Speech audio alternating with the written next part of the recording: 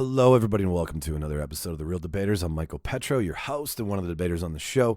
Apologies in advance. Me and Mark are getting over some fun colds, so we've got some deeper and more nasally voices than we normally do.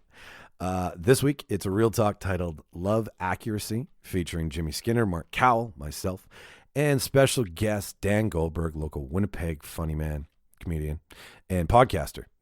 He's Dan Goldberg, 30-second podcast. That's still his podcast. It's the least he could do, as he says. It's super funny. So if you want to check it out, you can check it out at Dan Goldberg 204 on Instagram. Love Accuracy. What's the whole show about today? Well, considering it's Valentine's Day weekend, what else is there to talk about but movie love and rom-coms? So we decided to, in short, take movie love and real life love and compare the two and see how they hold water. Are they accurate? Are they not? What's overdone? What's too cliche? So on and so forth. So that's what you have to look forward to today. First kisses, first dates, sex scenes, fighting, breaking up. All of those topics were discussed. Second to that, we have merch now. We have some really cool merch. So it's on a website. We paired up with a company called Designed by Human. And we've got t-shirts and sweaters and hoodies and pullovers and crew necks and lots of great stuff at a lot of great prices. So if you're into podcasting and supporting podcasts, please go check us out. We would love it, in short. If you want to find us online, it's www.designbyhumans.com/shop/the-prop-shop. You can also find it on our link on our Instagram page, too, at Real Debaters, REEL Debaters. It'll be in our bio there. You can just go click. It'll take click. You can click it. It'll take you directly to the site. As well, you'll find us. It'll be on Twitter and on our Facebook page as well too. But for the website directly to it, again, that's www.designbyhumans.com/shop/the-prop-shop. Funny, right? Props, movies, you get it. Anyways, that's it. That's it for this week. Oh, hey, if like I've said before, if you're looking to sponsor a local podcast and you're from Winnipeg, Manitoba, please shoot us an email, therealdebaters@gmail.com. That's REEL debaters@gmail.com. We'd love to hear from you. We've got some great opportunities. Thank you to everybody who's already submitted interest. Great of you. Thank you so much. So without further ado, I'll cue the reel and you enjoy the show.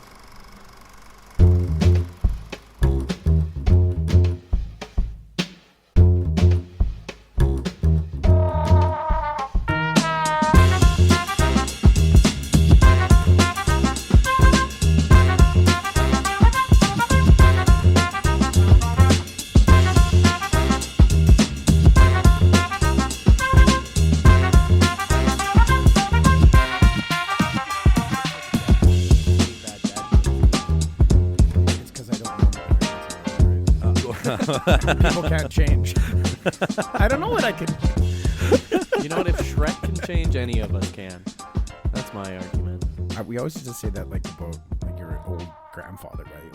Old grandpa's kind of racist, but he's old, so you can't change. No, you can fucking. You can fucking. You can.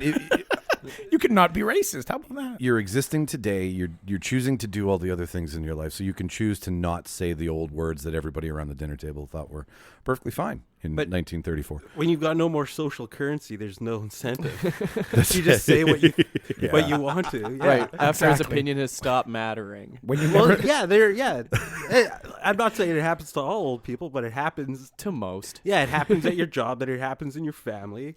Right? And he's doing it. He's doing it at the family dinner. Yeah. It's not like he's on TikTok. Exactly. He doesn't have a platform. What are they not going to pass the peas when he asks for them? Exactly. They're going to take him to the bathroom when he's got to go now? Like, you're just going to let him shit at the dinner table? And then you shoot him through the bathroom. And then you shoot him through the bathroom. It's simply a matter of nothing to lose. You're basically just waiting till he's not around anymore. Yeah. At that point. Aren't we all? And then at the bottom of his tombstone, it's like a little like terms and conditions kind of thing, but it says, "We're sorry for everything this man put people through." Just he like in tiny nice disclaimer at a grave. He was just generationally racist. That's How what did it says. He was like the Beatles of his time. Father, grandfather, generationally racist. Yeah. Okay. Well, let's move on from racism. Happy Love Day. Happy Love Day, everybody. I want to recognize our special guest in the room, Dan Goldberg. Howdy. Hi, Dan. Martin said you were the first person who should have been on, like when we were like kind of figuring out after we figured everybody should. Oh, well, thank you, Martin. And then you brought me on. And then I brought you. Well, no, I replaced Martin with you until Right. I can get this fucking contraption working to get Martin back on the show. Oh. It's been a lot of fun. Then what am I gonna do? No, no. Fuck. I've got a way to figure out how to get a fifth person on the show without losing microphones and all that stuff. So Martin will be like the fifth man on the. Hi, Martin. Hi, Martin. You gonna VoIP him? Live That's via a- Skype. That's a personal question. Only if he asks nicely. Yeah, full consent for VoIP. Exactly. It's 2020, buddy. Yeah, don't get in that socket. Yeah. No, so what it is that the contraption that I did buy is it's a rig for a guitar. So it just feeds guitar sound into the Apple device that you're using or the Samsung device. So Martin's just gonna sound like a guitar. It'll put a whammy board on him. crazy. Yeah. Sweet. Wow. Peter Frampton from across the country. No, but some sound producer online figured out that you could rewire it so that it can bring sound off of a smartphone through a mic jack. Ah. So I've tested it, and we've gotten as far as I can hear Shauna, but I can't talk to Shauna. Okay. So it would be a very one-sided conversation. Martin's just throwing opinions in. Yeah, exactly. Which is, I think, Martin's wet dream, really, just Yeah. to have a microphone. We can't argue with him. He's just winning every debate in his mind. He's in the corner, and we just, okay, cool. We'll send you a letter with our response, Martin, and, Yeah. and that will be that. So that's coming. But Dan, thank you for finally coming on the No show. problem. That was a for little bit having of a yes. I'm very excited for this. So, as you mentioned, Jimmy, Happy Love Day, Mark, Happy Love Day, Dan. It's February 15th. We're recording this. It's it's kind of hard to like. I mean, I don't know who's got who and what thing in their life is important on Valentine's Day. So the day after, I think the hangover's gone away from chocolate and The love hangover. The love hangover. You know, whatever hangover you've gone through, Or the crushing sorrow. The deep sorrow. To all the singles out there, happy Single Awareness Day from yesterday. If you were sitting at home with a bottle of wine and all the Chinese Yeehaw. food for you, we also. But actually today, that's the whole point of the show, is to question. I titled it "Love Accuracy" instead of "Love I see what you Actually." did there. Wow. So what I thought was, instead of That sounds like something I would do. I've been hanging around you long enough that it's kind of rubbing off. Whoa, I'm very disappointed in you. There's two of us in the room now. So in playing with that punny title, I thought, why don't we, instead of recognizing love in movies, let's recognize the reality versus the not reality, lack of a better word, when it comes to. It's not reality. I'm a little hungover today, so bear with me. Love hungover. Yeah, exactly. Lung over. The whole premise of the show is to point out the factual accuracies of love in movies and not at the same time, and kind of give a little homage to all of the things that we go through in real life when it comes to love and dating and relationships, and then look at them in movies and see if they hold up. How did movies affect our ideas of love and what we expected in partners and what we expected to do for partners? I think that was some of the stuff that I was. Yes, definitely. Like before I ever had a girlfriend, I seen people in relationships in movies. So Why isn't this happening for me? Yeah. Can we all agree? I have that- a great. Well, we'll get talking about it, but I figured out my first thing from a movie that I wanted to emulate. Like, that's the relationship I wanted. cool. so good. Yeah. I can't wait because there's a whole chunk of that on Yeah, this. we were brainstorming the other, and I'm like, oh yeah, this totally is it. Like, that shaped my youth. Can we all agree that looking like movies and television are where you get your first ideas, right? Oh, Is yeah. that something the whole room can kind of agree on? Yeah, that's like what I was gonna say is that there's probably like a societal like feedback loop, like where movies create what love should be in society and vice versa, and they sort of build on each other and influence each other like that, right? No, I get you. I wanted to have an upside down kiss with Mary Jane, and it never happened. But I don't think it's ever gonna happen. No, it's just a blood condition. Couldn't be inverted that long. Like, I might be Spider-Man someday, but that still won't happen for me. Like, I would love to see. Like, I mean, I know a couple of people in the movies that I could probably call for you, and we could rig up something in your spot. Some kind of harness system. Some sort of harness system, and like, if you really, I mean, those kinds of things, though. I mean, those over the top things are kind of what shape your idea of love. Spider-Man is a romantic comedy. How many right? people tried that though after seeing that in Spider-Man? Like, I think most couples have tried kissing the opposite way like that and be like a la Spider-Man. I think I've had it done to me lying on the couch, like Sean has leaned over me and been like, inverted. It doesn't work well. It's not how people are supposed to kiss. No, because mouths are shaped like now your lower lip is your upper lip and your upper lip is your lower lip, and however old you are, you've learned how to kiss for so long Whose that now tongue goes where? Everything's upside down. Mm-hmm. It's like being upside down in a car full of water, right? No, okay, that's a stretch. Huh? Sure. Well, I don't know how I'd rather I don't know not how remember, wet your kisses are. You don't breathe when you kiss, dude. No, Just hold a deep breath. I've got a regulator and an oxygen tank next to me, feeding in the side of my mouth, just keeping me going. An instruction card on your phone. Okay, step 1, open mouth. Step 2, insert tongue. That is not step 2. I have a funny story about that. One of the first girls I ever dated who must have, I don't know where she figured out how to kiss from. It wasn't from experimenting, but it might have been from a movie or something where it was, you put your lips together and then she'd open her mouth as wide as possible and just dart her tongue around. I'm like, it's just the bizarrest. That sounds like some weird plant you're looking at. It does. Right? It seems like she's trying to eat me or something. Like a Venus flytrap in a human form. It was not pleasant, I'll tell you. Like Shakira from the Super Bowl.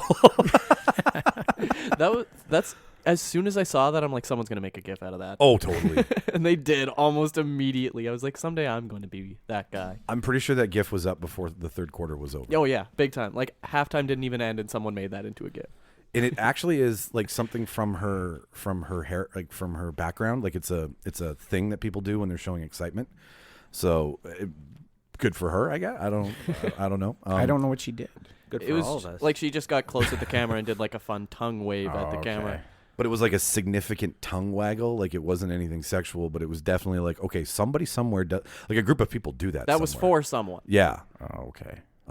like Mary Tyler Moore pulling her ear. Yeah. What was I've heard? Yeah. What was that? Or was that Mary Tyler? No, that was somebody else. I don't know. Maybe it was Mary Tyler. I remember Yeah. an ear pulling Yeah. thing from Garden State. Is that what you're talking about? Yeah, and Natalie it was Portman. referencing that.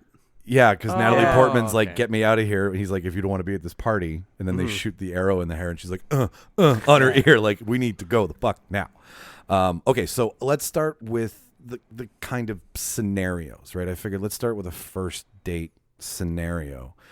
Does anybody have something from a movie?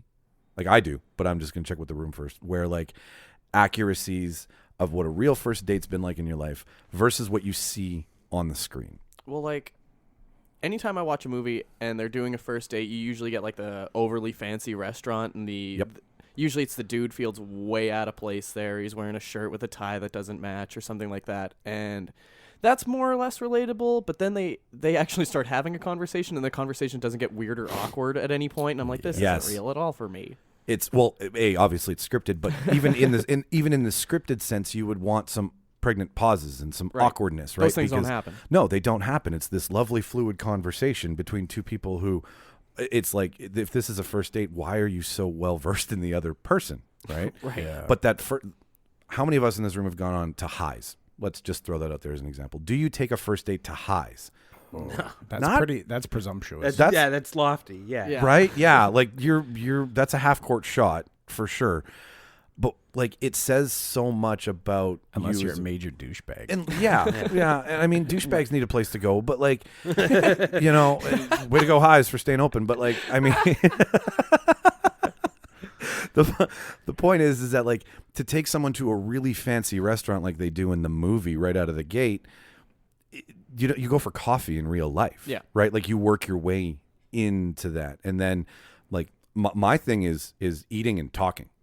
Right? Like, Same time. Being done at the same time. Or no eating is happening. Right? So the food is just sitting there. Yeah. Or it's always like the things that make a first date awkward are never there. Ever there. Another thing, you're mentioning the suit and the tie. Like, do any of us dress up in a suit and a tie on a first date? I don't own a tie. That scenario is very movie Yeah. world, and real life it just doesn't doesn't happen. work. No. Oh yeah. How often do I wear a suit and tie? Period. Do you bring a corsage for her? Right? Is this prom? No, a suit is for like a funeral or a wedding or a bar mitzvah or like There's even a lot of like tucked shirts in movies. Like people don't tuck their shirts in that much. No. no, no, they don't. Yeah, like What, okay, for a what first date, misrepresentation? for a first date, yeah, tuck your shirt in. After that, you're good. Yeah, But yeah, they're just generally too fancy for first dates. It's like people dress trying to look cool, not hot, right? Yeah. Or I guess hot and cool. I don't know. Hot and cool usually go together. Yeah. Movies Oh, shit, tend I to should figure be, that out. One day. Yeah. unless that's the topic of the movie that it's like modern dating. Movies tend to set themselves back sort of in the day where people had sort of blind dates where they didn't talk before that first date very much. I don't think that like people don't blind date anymore. Not anymore, no. no, they don't. But in movies, How it's awful. it's an there's too many awkward. apps to confirm things. It doesn't play on the screen well if they just show each other sitting in their houses for like 2 weeks texting. Right. It's just not interesting TV. Yeah. Yeah, And the worst thing about a setup date is you figure out what your friends think about you. Yeah. Based on who they set you up with. Like, this is who your friends This think is you who deserve. I deserve this? Wait, hey, do you even know me? Do you like her better than me? No, it totally. And then like there's this movie on Crave right now. It's oh good lord, it was on last night and it was perfect timing because Rebel Wilson's in it. And she gets knocked out and she gets sent to the hospital and she wakes up and her entire life is a romantic comedy movie. I remember and they the like previews for that. overamp everything up. Like she leaves the hospital and she gets back to her shitty apartment, Yeah. and it's like this lovely cupcakery and this lovely wedding shop, right? Like it's like the perfect things out of every It's like romantic weirdly movie. sunnier outside. Yes, and she's like, it doesn't smell like shit in New York anymore. It smells like lavender, right? And like all these handsome men are walking up to her and being like, "Oh, can I get to know you more?" And it literally plays on everything we're talking about. Where if real life is where the inspiration for movies come from, if you're pulling from them, why aren't there's very few moments where you're leaving the accuracy in and then you're amping it up, and then you're confusing young budding gentlemen and ladies as they're growing up being like, that is my staple, right? That's the thing I'm aiming for. You also see quite often in movies where even if it is the fancy restaurant or whatever, it starts there. Like we only see them at the fancy restaurant. We don't see them like, how do you get to that restaurant? Like, we live in Winnipeg. There's the awkward, like I picked her up and she fell climbing the snowdrift, and then I couldn't get parking because it was 4 blocks away from the restaurant. Yeah, you never see him cursing his phone. Right. Like, doesn't she know about Google Maps? Who doesn't know about Google Maps? Yeah, Am I gonna- like It's find like out where the Albear, parking but, lot like, is. yeah. I don't, well, like anytime never they're going plays out the anywhere, same. anytime they go anywhere in New York, they always just happen to get the first spot out in front. I'm like, Exactly. fuck you. That can't happen here. That doesn't happen in Winnipeg. You're not going to get a good spot in New York, you piece of shit. Yeah, like I'm told, I've never been, but everybody, you don't drive in New York. So when you Nobody all of a sudden drives. have There's a too much car- traffic. Yeah, exactly. Yeah, there's a future app. Yeah. Fucking Seinfeld episode, right? Dedicated to the whole idea of it. I guess it's much more romantic to just get dropped off by an Uber or a cab. Then you don't have to worry about that whole. You both part just of it. take a cab to the place. Yeah. And, then Well, you can take one back if it goes well, or you could just totally leave each other alone if it doesn't. So do you think all of those like romantic movie first dates like screwed us over for what a first date's supposed to be like? Yeah. Most definitely. It set the standard way too high. Like, I'm more than happy to just go to a movie or something. But maybe that's because I do that all the time. Well, and like there's another example of like in the movies when they go to a movie for a first date. They talk. They talk the entire fuck, and I mean, fuck you. okay, for continuity's sake, yes, it'd be weird to watch two people on a first date in a movie, going to a movie, and not talking like we're all supposed to fucking do. Yeah. For So- 2 hours. For two, but at the same time, in real life, when you go to a movie, it's like you don't know the person well enough, unless you have candor, right? Like unless you've got some sort of, like a setup date where say someone's trying to set up Dan on a date, and this person knows that Dan likes these kinds of movies and that person likes these kinds of movies, and then you go, and then maybe it'd be cool to chat it out, right? Well, you do a midday matinee. And the dates, Yeah, the date's where not nobody's really, in the theater and Exactly. it's do whatever the fuck you want. the date's not really the movie, right? The date is the talking about the movie afterwards, maybe, right? Sure, yeah. How did you experience the Yeah. movie? What did you think of it? Did you hate it like I did? Yeah, well, a movie's a terrible first date. It's a horrible all the first time, but that's exactly the reason why a movie's like not a good first date. It's Right. like, We're all about movies Yeah. here, but don't go to a movie on a first date. Yeah, seriously, no, and It's like a bad idea. and there's so much judgment that comes from picking a movie Exactly. on Oh, a first God, date. yeah. Like your taste is out in the open. Because I don't know about you guys, picking a horror movie is a big red flag. You've done it. Oh yeah, it's a bad idea. Okay, no names. What happened? Like, was what it- was was it? It was like that. Who played Malfoy in the Harry Potter movies? It was a movie with him, and like this house is haunted, and it like sucks them into the house, and time travel's involved somehow. There's a reason I don't remember what it was called, and that no one's talking about it now. Okay, because you were making out too hard. Yeah, that's what and it all went really well for me. Yeah. you guys just looked at each other and you're like, "This movie sucks." You Long wanna story make short, you want to make out in the car? Yeah, it just worked out. But if she picked the movie and it was a horror movie, then you'd be very excited. Yeah, I would. yeah, That's a no. green. That's a good green point. flag for you. That's a green flag. Yeah. Like, and I feel that like when you're getting to know somebody, like the movie, and I don't. This could just be me, but like the movie's like the third or fourth. Like a movie is where like you finally break the coming over to somebody's house Yeah. ground. Like you're into the hey, come over, I'll cook you dinner, or come over and let's watch a movie. Like a movie. Or you may hold hands watching the movie, so you need to have dated a couple times. I didn't know how many of us would know this, but we're kind of breaking into it. But like, did we, and just admit, just to make out and, a little light hooking up. But like, was there a movie that you had that you knew that gave you enough time to slowly move into like hooking? Like I used Braveheart. That's the point I'm getting at. Because I had almost 3 hours of time to like make a move. to make a move, right? Like if you were on At the movie or at your house? no, at your house, Oh. right? It's like, okay, Braveheart's coming out. I gotta find a chick. well, no, Plus, I'm making potatoes and they take extra long. So. You're baking 45 minutes in the oven, okay? No, I mean, like, I had this conversation with a couple buddies like years ago where we were joking around about like if you invite a girl over to watch, for dinner and a movie, right? Netflix and chill before Netflix and chill was a thing. I would always pick the longest movie in my catalog because it gave you enough time on the couch together. Because hour and a half, that's too quick, right? Like you don't want to. No. I went Disney movie when I was young. Really? Yeah, like Little Mermaid or Aladdin. So or you, something your This mom, sounds like a and red the- flag. when I was a kid, like, dating at like 16, 17, Okay, whatever, all right. because it's you don't really Endearing. care to pay. Yeah, you don't care to pay that much attention. Like Right. it's not going Everyone's to be seen it. off-putting to anybody. Like, can you hate the Little Mermaid? Like, I don't know. Well, and that's like the cliche is picking like a horror movie because it gets the girl scared and in the Yeah. bag, Yes, right? Like that's yeah. the whole thing. But that just doesn't seem like the right idea. That now we're learning that women don't like to be scared. No, who knew, right? They don't like being Crazy. jumped from a scary movie, right? Another lie that movies told us. yeah. Damn you, movies. Well, I mean, I openly was very single for a very long time before I met Shauna, and she always gives me shit, like in a good way. She's like, "This is not a movie, Michael. This is a real relationship, right?" And like I had to deprogram myself from being like, okay, so this is how you fight, this is how you make up, this is how you almost to the point where I'd be carrying around like the Bose speaker. just to drop a tune to go kiss her, right, and create like I really wouldn't, but like that's where my thought pattern was, and then getting around.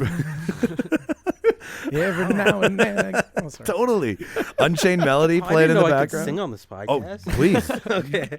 We everything legal, everything above board. I'm going to tell you, we're going to talk about it sometime, but I'm just going to get it out Yes, there please. because this is thinking about the whole love in movies, how you deal with relationships, everything else. The one thing that's always frustrated me from the time I started watching movies and seeing people in relationships in them Being happy. is when there's a conflict.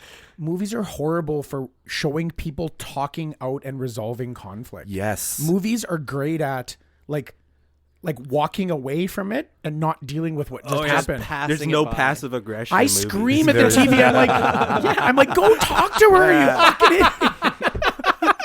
All right, I'm done. What? Yeah. There's no subtext to this. Yeah, there's no just fine. Doesn't play well on guess. screen. But there's so many, like, you get into a misunderstanding and they don't ever address it. Like, I was watching Bridget Jones' Diary like a couple weeks ago. Yes, you were.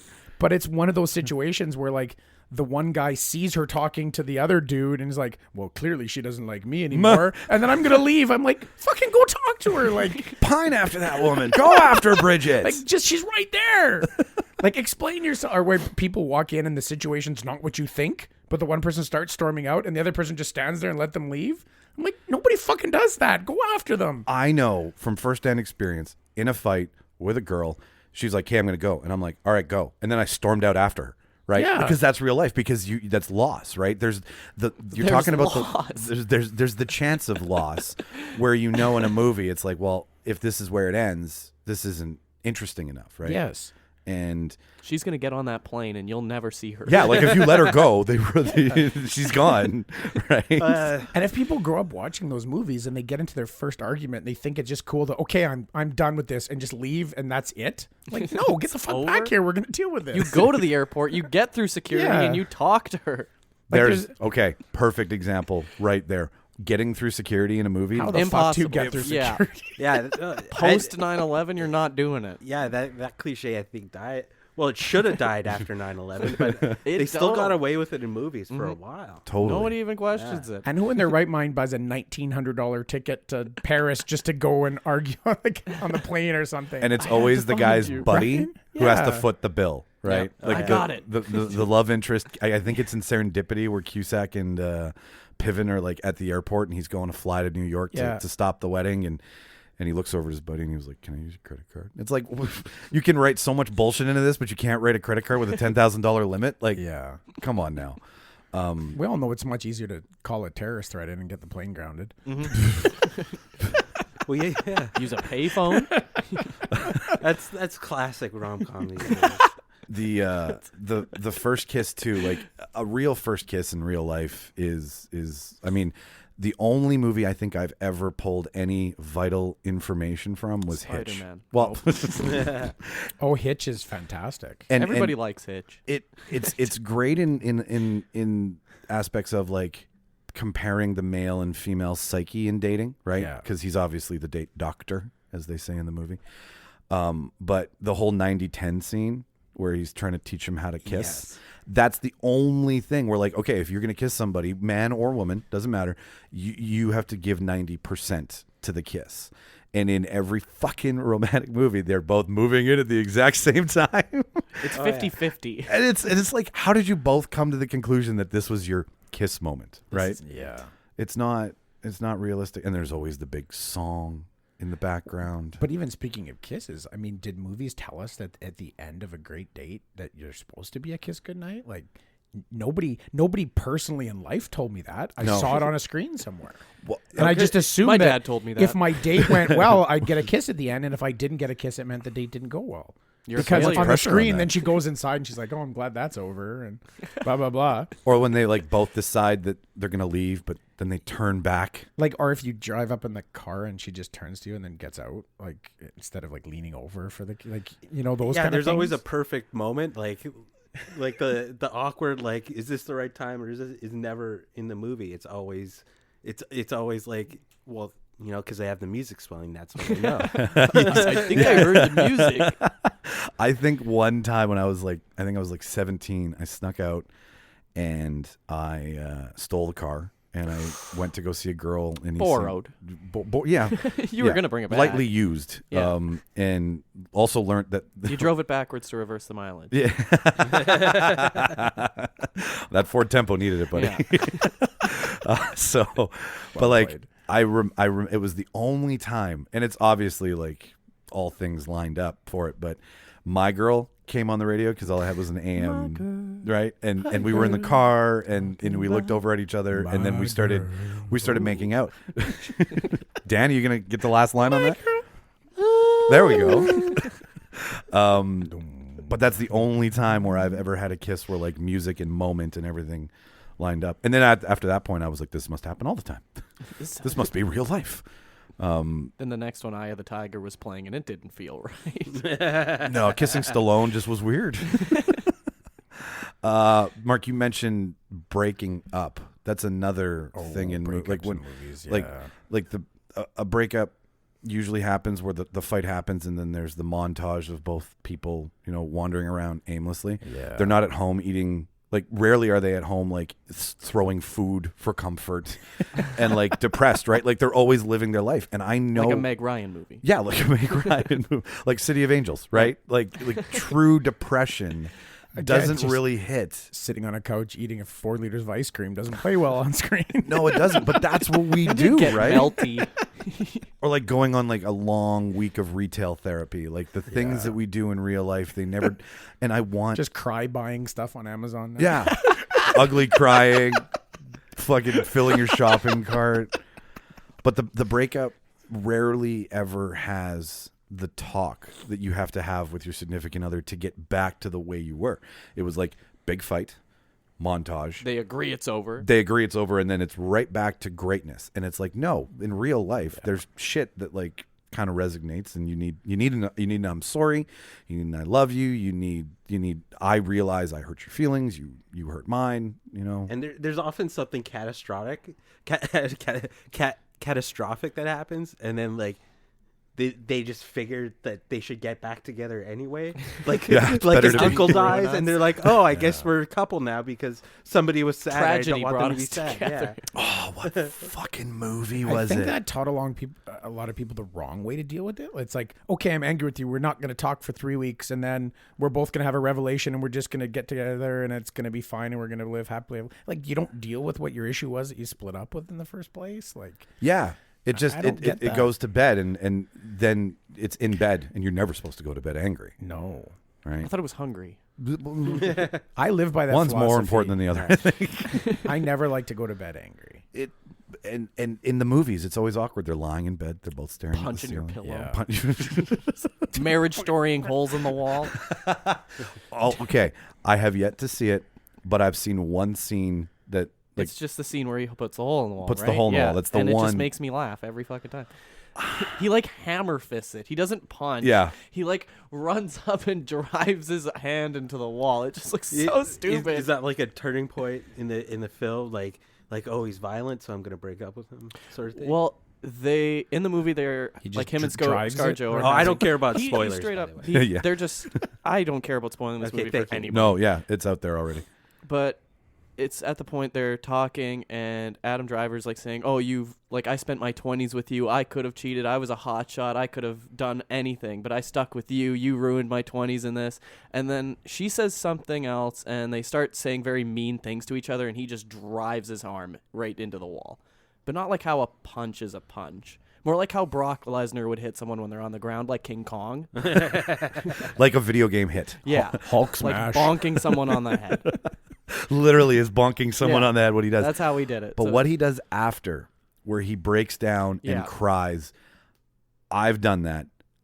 I was like, not exactly like that, but like, when you're just so fucking bent, I was like, that's ugly. That's awkward. And I was like, that kind of looks real to me. That's the one thing I've seen. I haven't even seen the movie in a long time that I'm like, okay, believable.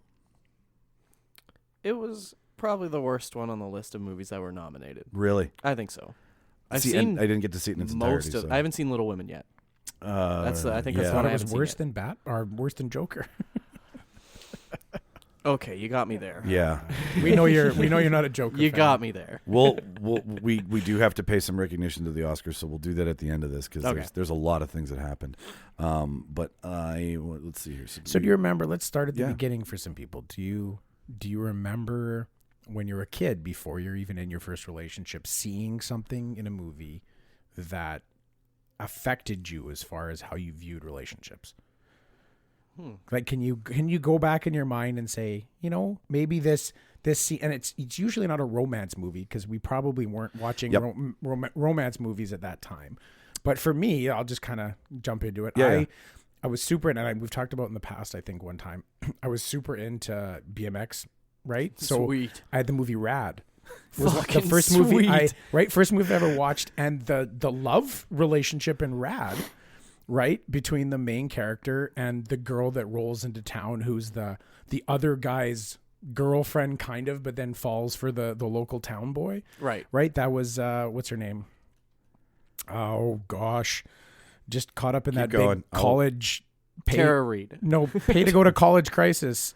Oh my God. Aunt Becky from Aunt Becky, Full Lori House. Loughlin. Lori Loughlin.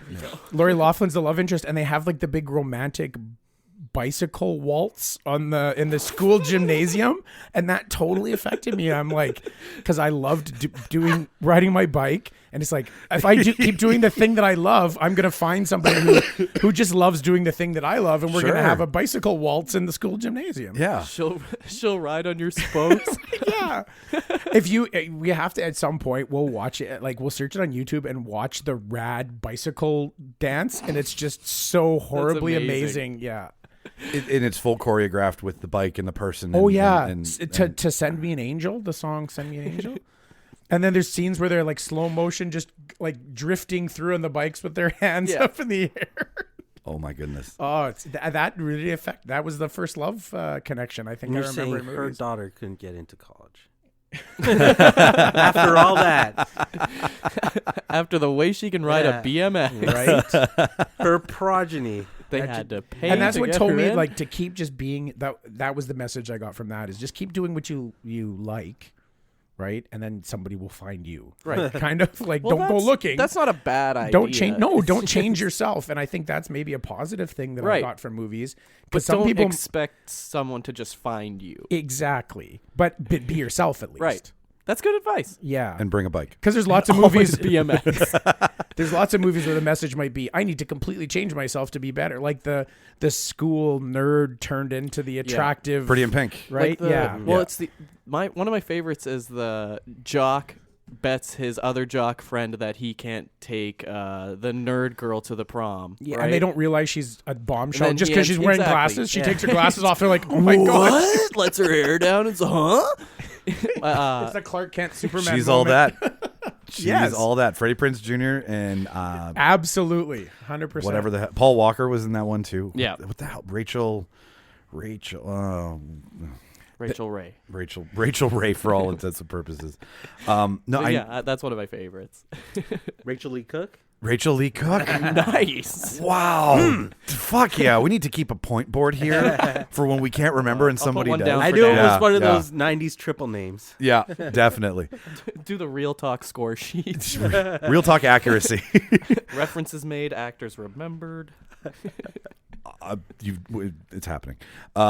So to follow up, Dan, do you have anything in regards to what Mark is kind of talking about here? Like your first, like your building block of love from a movie, like what you kind of were like, if I do that, this must happen. Or do you need a second? When I was reading the notes, I went a different way with it. And like because like I'm thinking of like I don't know, maybe this is a different topic, but I was thinking of like the first sex scene I remember from a movie. And like I thought for so long.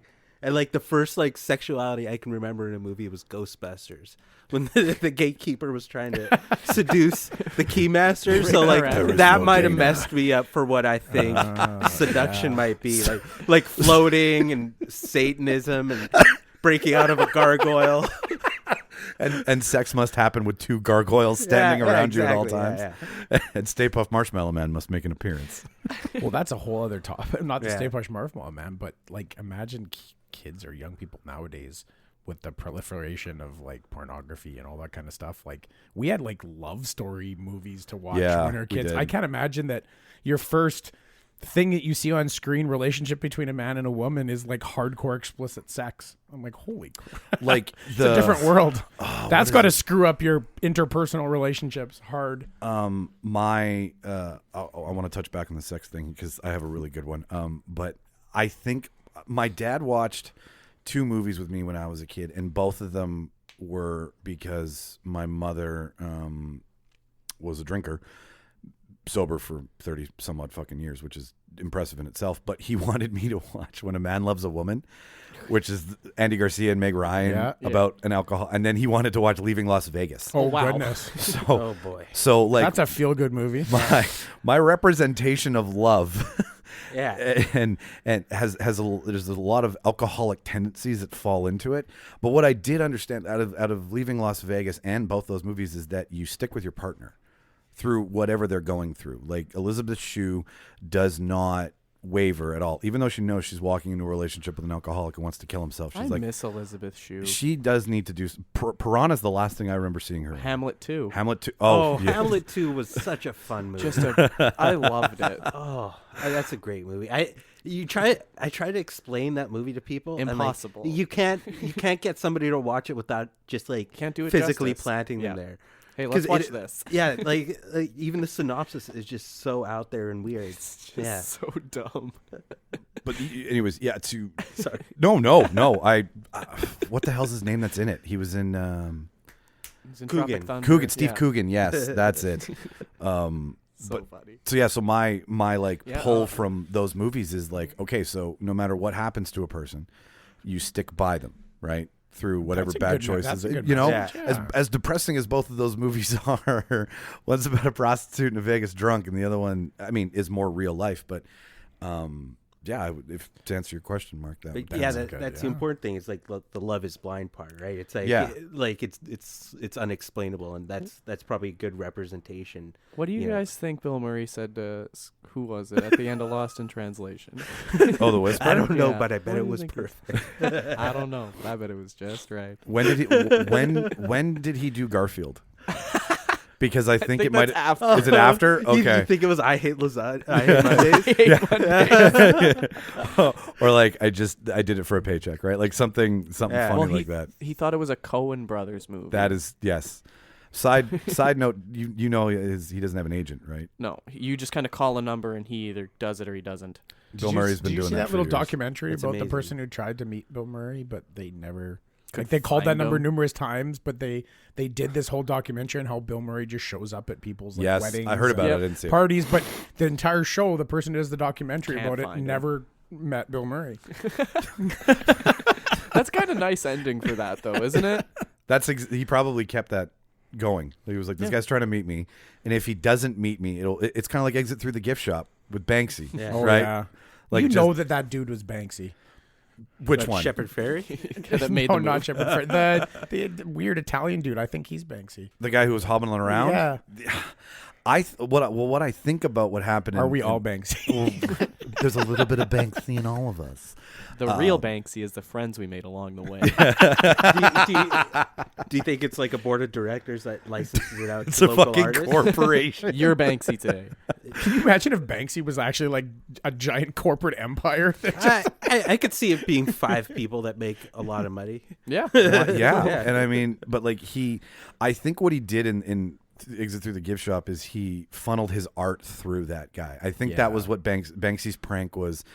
I'm gonna give all my art to this guy and see if people take him seriously, or if they don't, and it doesn't matter, right? Because art is just like, because he's always like, it doesn't matter how much art costs. Art is art. It's about invoking emotion. Is there romance in Gift Shop? No. Which is I don't know why we're here. So yeah, thank you. Put me back on track. that I is not appreciate a it. romantic movie. Well, Jimmy, do you have anything in regards to Mark's thing about just what was your well- building block or? oh God, 2 things. The first sex scene I can ever remember watching, where it was with my dad, was the one in Watchmen, which is very fucking long. If you guys don't remember, Oh, yeah. Jesus Christ, that was And fairly graphic. Yep, that made me a man that I day. don't remember that. And and it was Malin Ackerman. Yeah. Malin Ackerman and Jason Jason Patrick. That's the point. That's a point. That's the Sweet. point. Yeah, like were they floating? Yeah, they were in Yeah. his owl ship. Yes, with no gravity, Yes. right? Yeah. You don't remember that, Mark? That was pretty. It was a pretty hot scene. And You it could was, probably YouTube it. yeah, and it's Let's right put after. it up right now. Anyways, So that one. but mostly just remember watching movies like Just Friends with Ryan Reynolds, and seeing like his friend, like the buddy side character, and being like, yeah, that could be me. There's lots of movies like that. the younger too, brother right? in Like, Just Friends. Well, even the younger brother or Fred Owaniak's The character. dentist. The dentist. Yeah, exactly. his I buddy, could yeah. see myself just being like the buddy side character, a TJ Miller type character, where you're just a side guy. The guy with the higher credit limit. Exactly. But how many of those movies are then at the end of the movie? It's the realization that the real guy was always my best friend all along, and I was falling in love with the wrong guy. And Which never fucking happens in real life. it doesn't happen in real When life. you're in the friend zone, Yeah. you need a miracle and a lottery win to get the fuck out. I think it keeps a lot of those guys going, though, like the good guys going, thinking, no, I've seen it. It's the good It can guy's be gonna done. he's gonna win sometime.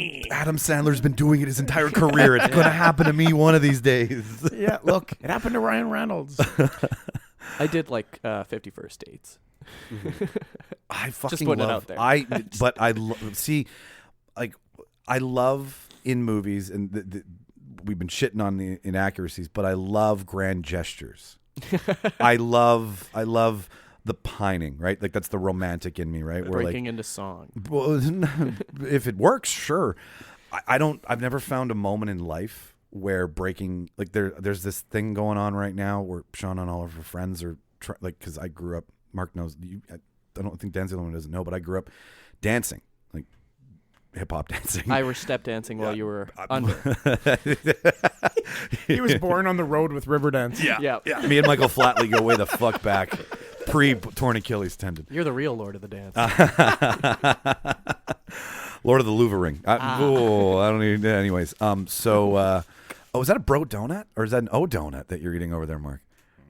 It's a O donut. It's an O donut because this show loves O donuts. Yeah, Product placement. Please It's a give us free savory stuff. everything bagel, cream cheese stuffed O donut. If anybody in Winnipeg listens to the show and you work at O Donuts, we're so close. I'll come to you. I'll come pick them up, Please. and we'll drop them into every segment of the show. I promise you that.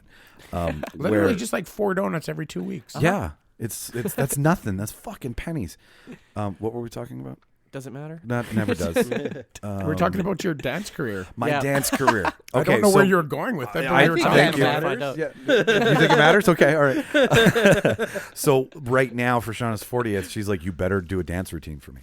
Oh, And nice. and I'm gonna put this on the record in public now. I was thinking of asking Mark to help work it with me, like choreograph? Well, like both of us would dance together, and we would do like a little like some sort of '90s Backstreet Boy What if you do, NSYNC montage thing, The big piano dance. That's easy. The big You just pia- need a giant piano. and dance on the piano. Yeah. I don't know if I could dance to a piano song so much as I need some bass drop and I think we some- need like some sort of flash mob-esque scenario. Yes, this is what I'm talking That's about. a good So idea. grand gestures showing how much you love somebody. I like, which is why I like 50 First Dates so Well, much. They did flash mobs in that Justin Timberlake Mila Kunis one. It's not No Strings Attached. Friends with Benefits. Friends with Benefits, yeah. And then No Strings Attached is the exact same movie, but with Ashton Kutcher, came out at the same time. It's Without the hilarious. flash mob, though. Yeah. No, but wait, without no. flash mob. One's with Justin Timberlake. One's with Ashton Kutcher. Yeah. No Strings Attached is Ashton Kutcher, and Just Friends is Justin Timberlake. No, Just Friends is Ryan Reynolds. No. Yes, fuck so many. Jesus. You should is take my Friends point with away now. Benefits. Yeah. I'm giving myself 3 points. And isn't it weird that Mila Kunis and Ashton Kutcher are both in? Yeah. Right. Yeah. Like the opposite, like the one not with each other. Yeah. It's weird. But the 50 First Dates thing that you're talking about is the like making the video for her at the end, right? So that when she wakes up, she's not shocked that she's Confused, on a boat yeah. in the middle of the Arctic investigating walrus migration, right? Those kinds of things. So, but doing them in real life, you need a movie budget. You can't. Oh, yeah. Like it's not easy to do. But I definitely know this. The grand gesture's hard to pull off in real life. Everything needs to go right, and I just don't trust people. It often happens at the woman's workplace, which is like Yeah. Terrible. You never want to do that in real life. Just Don't show up at ask someone's women job. out at work. Don't Yeah. do things like No. that. Or like the like the bus scene or the subway scene where like everybody starts singing and dancing In right? Speed. In Speed. Yeah. Speed and Spider-Man. These are the two most romantic movies we're gonna come up with today. There's romance in Speed. But like yeah, like I've been in those situations where I'm like, okay, this would be one of those situations where you could do A, B, C, and maybe it would work. But like people don't give a fuck, right? If it Yeah. if it doesn't involve them, they're not gonna get down with your romantic plan. And They're not going to get down no at all. No, they won't. And like proposals too, like the proposal the Bruno. Remember the Bruno Mars, like when certain songs came out and they did those like Yeah, those- everybody picked Bruno Mars. Yes. songs. Yeah. I think I'm going to marry you. that kind of thing. Like you just look at how many people are in a fucking YouTube clip. Try emulating that in real life. Yeah. He said The Proposal. That's also a Ryan Reynolds movie. It is. With our girl Sandy B. Yeah. Well, that was a good one. Maybe Ryan Reynolds would like to sponsor the show with his vodka. Is it vodka or tequila he has? He has vodka, right? I don't know. I Gin. didn't hear about this. Gin. Some sort of. None of the above. That's a Aviation point to gin? Mark. Yeah. Yeah, aviation gin. Yeah. You wouldn't turn down donuts point. from Ryan Yeah, Reynolds either. Oh. it came to light during the whole Peloton controversy. Oh did. yeah, yeah. Because he hired the that Peloton model girl. that day. Yeah, Yeah. Like somebody in his marketing department was like, that ad he made was brilliant. That was perfect. So You know, a movie just came to mind that taught me. Well, not taught a lot, but the whole idea of like the good person gets rewarded. oh, the in good guy end, wins. Okay. That flipped the script was he's just not that into you. Right? Remember, Yeah. Justin Long's character is teaching, With Drew Barrymore. not Drew Barrymore's character. Who's the what's her name? Oh, I know who she is. She was in Little dark hair, Hang on, very I'll get cute it. girl. I'll get it. But the whole time, like she thinks that he's going to be meeting his friend or whatever when. Yes. You know, she's falling for him the whole time and he's oblivious to it. And he invites her over to a party and she thinks she's co-hosting the party, Yeah. remember? She ends up like hanging out. Can you make chips the and dip? Yeah. And then some other girl walks in. Oh, he asked me to make the dip. You're like, oh, no. Like all those little things you get from movies that are signals. It's Jennifer Goodwin. Jennifer. That's right. Oh, Oh, yeah. That's a great movie for the sort of, because there's a whole bunch of sides of it, right? It is, and it stemmed from a book. Yeah. And how they do those little like vignettes in between where like they're talking to people about different situations in love. Yeah. There was another one in New York, I Love You. Did you guys ever see that? It was an independent. But that's got all the sides of relationships in it, right? There's Scarlett Johansson and Bradley Cooper. That Bradley Cooper's cheating on his wife with ScarJo, right? And then Yeah. Oh, and all and then she's really stringing along. Who E's character from Entourage? I can't remember the actor's name. Yes. the point. We're dabbling in television. We're slumming it. I don't know. I don't know whether Neighbors an Entourage movie. Oh yes. Okay. There was. Yeah, He's there was. right. Yeah. All right. E. I get a point for that. What the hell was Yeah, his no, name? you're right. But anyways, right? And they don't. And, Get a point. and he gets strung along by her the whole movie, and then he Yes. finally ends up with Drew Barrymore at the end. Yes. Because right, so that's a really good relationship movie where you realize that maybe the person that you think should be your person, and that you're working hard to be your person, is maybe you shouldn't try so hard. Like if it's not natural. Or one of And those, falling the into person place. you loved was there the whole time. Yeah, like maybe look around because maybe that the person that you think is going to be your person that you're trying to change or change yourself for them is not really. Well, and that's what movies represent, right? It's Never be yourself. Never be yourself. oh yeah. Never listen to your heart. Listen to your friends. Listen to the television. Listen to everything. If you can be someone else, why be TV is yourself? always right. Yeah, and I've done it. I've tried to emulate, not carbon copies, but you see things, you hear things, you set the tone, and then it always falls on its fucking face. Like I don't have any examples to pull from, but I know that I've been like, okay, so if this is how this worked in the movie, how do I set this up in real life? Yeah. And then 1, 2, 3, it falls like a fucking deck of cards, and you're stuck there looking like a fool.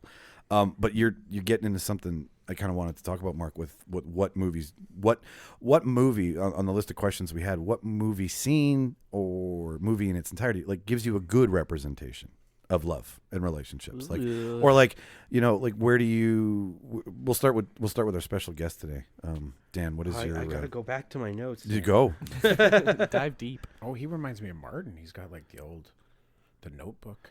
Comedians. Speaking of notebooks, of romantic it movies, seems. he's Yeah. got the Notebook over there. Yeah, anything by Nicholas Sparks will do. Oh, good to picture real life love in movies. Yeah. Yeah. Okay, I had I had the DJ Qualls and his I forget the girl's name in Road Trip.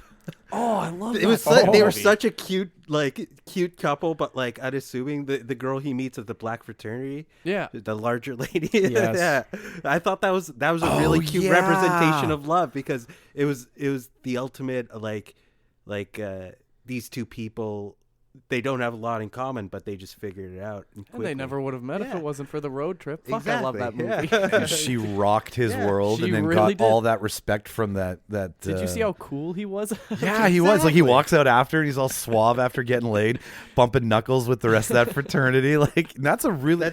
That's a cute love story. Yeah, and it's such a fucking sleeper, too. Like, you don't You get even... a point for knowing DJ Qualls. Yeah.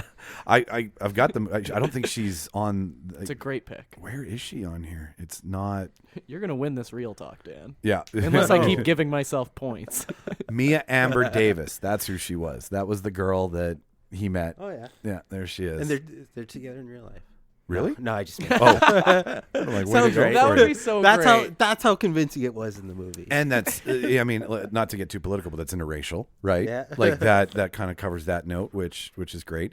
It covers a very skinny guy and a very voluptuous woman. It gets over the fact that it doesn't matter what you look like, right? Which is real life, right? Because you fall for somebody in real life, and yeah, okay, the window dressing looks great. Everything on the outside is fine, but as soon as you get to that poison on the inside, you don't want to be sticking around, right? So I can extrapolate for days, Dan. Jimmy, you got something in your pocket, or do you want to pass this one along?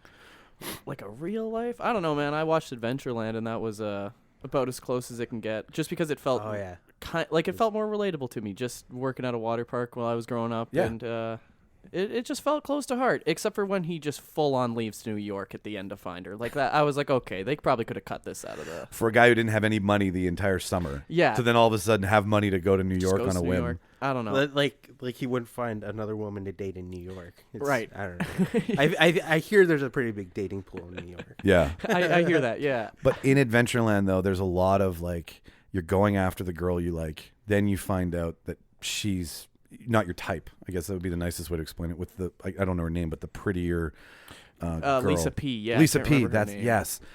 He realizes that Lisa P. is really not his. His type at all. Like His- they go yeah. out to dinner, they go out to the fancy restaurant, Yes. and he finds out that they have nothing in common. And that actually did show like an awkward conversation because they get stoned and he's like telling her about a photographer that he likes, and she just goes off and says something like, "Would you rather own a sailboat or a speedboat?" Yes.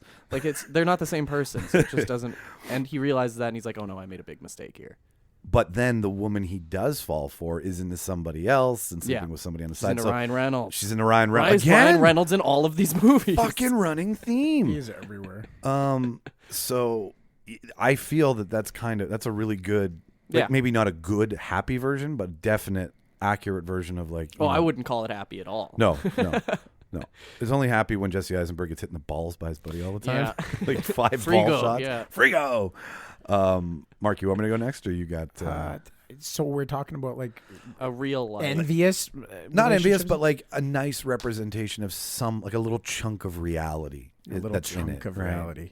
Well, not necessarily from the meeting point of view, but I don't know why it popped in my head. But Owen Wilson and Jennifer Aniston's relationship in Marley and Me, Oh, because they don't focus on their relationship so much. They focus on the other things that are going on in their lives, but their relationship is kind of solid through it. So they focus on like the trials and tribulations of life. yeah. But you stay with your partner regardless, right? I think they're a really good, kind of cute couple in there, and they have lots of other stuff go on and challenges and moving and Yeah, no, I completely agree. so an envious relationship between two people. There's a whole bunch that came to mind. I love the relationship of oh God, I didn't plan any of these. So That's I'm okay. gonna- Vince Vaughn and what's the little blonde girl's name in Reese Four Witherspoon? Christmases? Reese Witherspoon. Yeah. Oh, that's a point Their for relationship Mike. in Four Christmases, I love, because they're like each other's like partner in crime too. Like the whole like, if things go bad, we're saying mistletoe and we're gonna pull the plug, and like They're it's looking like, out for each other. like us against the world kind of thing. Us And against the the family. funny relationship. So yeah, they're a great couple, like positive. And then the one that came to mind as far as like people falling for each other that felt kind of real was and I just popped in my head too, Nick and Nora's Infinite Playlist. Oh, loved it. Loved Right? it. Of course you loved it, Jimmy. I was in it. But yeah, the way that they fall for each other, right, is sort of the unexpected, but yet comes Like together. they don't even like each other. Yeah, they don't even like each other, and they're forced into a situation. And I mean, that's real life sometimes. It right? is, yeah. And that's how you start realizing, hey, this person that I never thought of anything We have is stupid things in is common. yeah. You find out, oh God, so maybe I should just do the things I like, and the people that I come in contact with doing the things that I like are probably good people for me to pursue. Like maybe I should just be myself. Yeah. Like if I really like baseball, maybe I should go join a baseball league and meet somebody who plays baseball Or rather like if than I'm super into BMX, I should just find someone who wants Exactly, to dance right? with a Should BMX. find somebody with who me. wants to watch Rad. if only there was a giant race coming to my hometown that I The big BMX trials. Oh shit. I picked as always. I went kind of serious with this, but I picked Beautiful Life with Russell Crowe and yeah. Jennifer Connelly. Just the demise of like when he starts to become severely mentally ill and get incredibly paranoid, schizophrenic on everybody. He forgets the baby in the bathtub. And you would think that that's a breaking point. Like that's a pretty strong indication of like I'm doing the movie thing. I'm fucking blitzing, right? But she, even when she gets him into a facility, she's still there making sure he's taking his meds and staying on top of things. Like that is your typical cut and run scene where cutting and running didn't happen. Yeah. And she's a very big piece of his life to kind of get back to the mind that he had and get back to the 4 Pen Club or whatever he wanted to do back at Princeton or Harvard or whatever snobby school he went to. But that Prince right to Harvard Yale. Prince to Harvard Yale. But like that's a nice representation of sticking to your guns, standing by your commitments, and better or worse, so to speak. I'm right? gonna rain on your parade a little bit, and You're gonna piss on my head and tell me it's rain. Even when You're- it's you're- not a debate, we're gonna attack. but you're absolutely right that that's a positive thing that you look to, but it's not real life. Like the real life is more often than not the cut and run. Like in now that it is, scenario, yes, yeah. right? Okay, yeah. I guess what when I'm looking at the screen and I'm going, okay, like that is our grandparents, right? They never fucking left. Our friends now, like our generation, it's like divorce is cheap, right? The more popular 100%, yeah. the more popular something is, the cheaper it gets. Like you Right. run into some older people that have been married for like 50 years, and the things that they've gone through that they're still together, you're like, holy crap. You guys must really hate each other. Yeah. No. But you find that those bring you together, which movies very rarely show, right? When the going gets tough, the tough leave. Get go. When the You going get going gets the other direction. Yeah. when the going gets tough, the tough get weak. We get the fuck out of here. First kiss in a movie, there's always a song. There's always a fucking song. Okay? What song do you want to have a kiss to? Right? Oh goodness. We've all been at a school dance or at the bar, and it's the same fucking playlist, right? Like the same 4 or 5 sad closing songs when we were younger, and you dance to them, but you wouldn't really have a moment because you're sharing that song with 70 other drunk couples in the room. But And if then you're the lights come on and everyone scatters yeah, like roaches. yeah. The social lights. Those are my. I've been dancing with you for the last 2 hours. Dad. Said everybody. What's your song, Mike? I want to Yeah, know what Mike. love is by Foreigner. Ooh, that's solid. My dad had a really bad. Well, he had a really good CD player, but really bad choice of music. Like it was like a 10 stack. Do you remember them when they were in the back of the Yeah. car? So Foreigner, Neil Young, like lots of 80s and 90s dad Butt rock. butt rock. Is that what it's called? I think so. Okay. Is some Journey in there? I'm sure there was, right? The Highway 44 going to Beausejour just is just littered in that shit. But I Want to Know What Love Is by Foreigner is like it's a ballad, right? It's one of those big rock ballads. ballad. And the line I Want to Know What Love Is, that's when you kiss to me, right? Like in my scene, I'd be like, okay, so we're slowly doing the 90-10 thing. We're moving in, and then all of a sudden there's that pregnant pause, and then boom, I want to know what love is. And that's where we kiss, right? And we're at a BMX race. And we're watching Rat. We're watching Rat.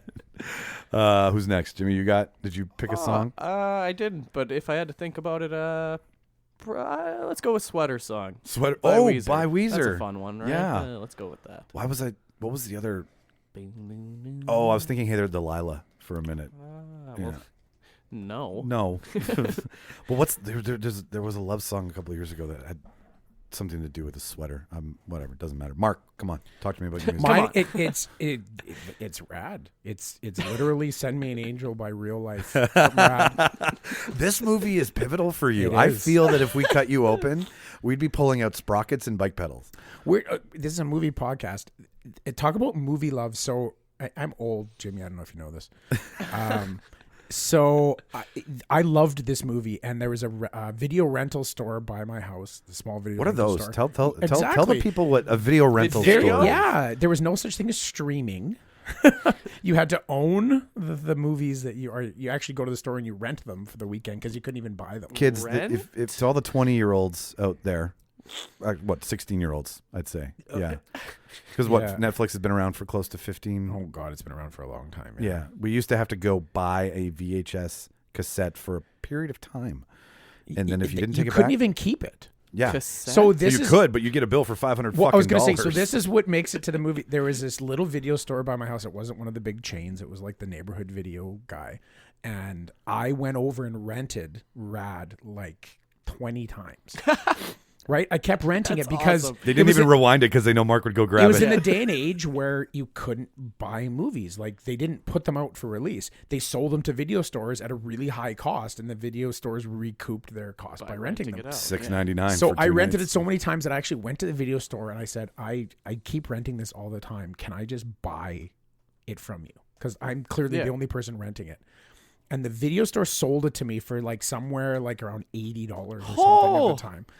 So I owned like an actual video rental used copy of that's Rad sick. that I still have to this day. That's the only movie that I had on VHS. And that I bought from them, and then I could watch it all the time on Yeah. my own. But it was the only movie that I owned at that time, and I bought it from a place that you shouldn't be able to buy it from. 1 year for your birthday, I will try my hardest to get to Mark Love Lori on a copy of that for you. I love that movie. She needs the money. She needs the if I give her Yeah. she needs the money. She's gonna have a lot of time in jail to sign things. Yeah. Dan, what's your makeout music? What do you have the whole internet there? It's gotta be some grimy hip hop. Because I just gotta know that she's into hip hop too. Like, let's talk about From sex the from Salt and windows! Pepper, or, like- I was thinking the Champ by Ghostface Killah. There's a lot of horns in it. Yeah, it's very triumphant music. So yeah, Okay. I feel like the Champ. like you you getting the girl. run around yeah. the ring and yeah. Okay, all right. I would love to put sound bites of all these songs in, but there's clearly we know what happens if I do that. What was the next one I had here? Okay, so we touched on this a bit earlier, and I kind of wanted to come back to it because it's going to have some stories in it. I know I at least have one.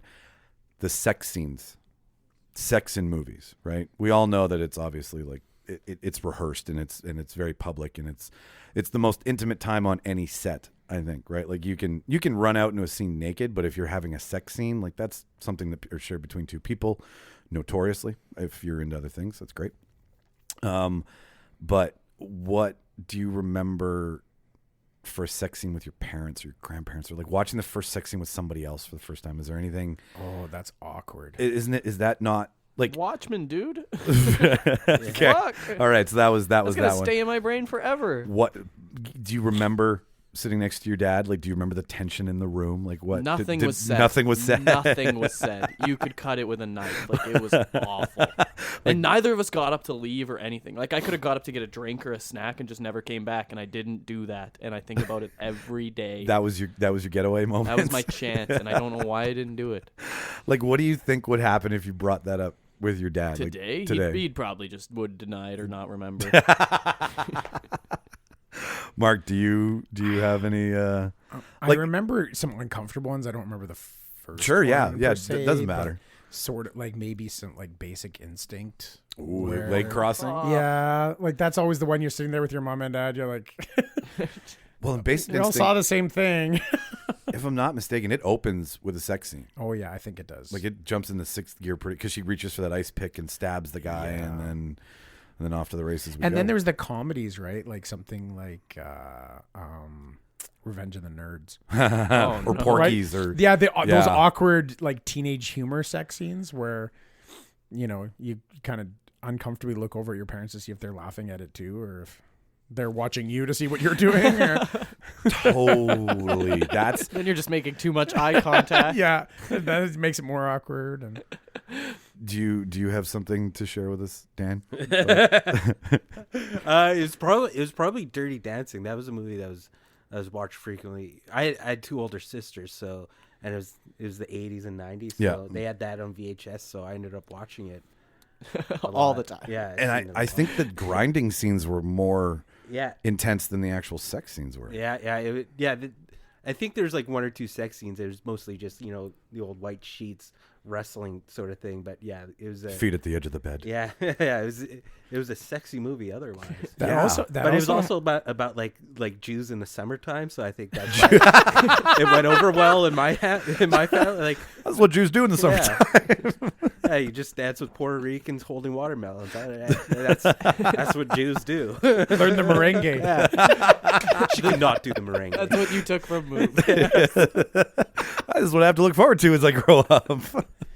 There was a scene in that movie where, the one girl who works there gets knocked up and then goes for the abortion, but they don't actually say on the movie that she's got an abortion. Like it's read into it. Yeah. But they describe everything other than. But if you're watching it with like your family, like, is it playing the game? Do they look over and you're like, does he know what's going on? Oh no! I think the first time I watched it, I found they explained to me what it was. But but they say in the movie they're like they did say abortion, but he's like yeah, we brought him over to the doctor and he had a dirty knife and a folding table. Yeah. They're like, okay, I pretty much figured out.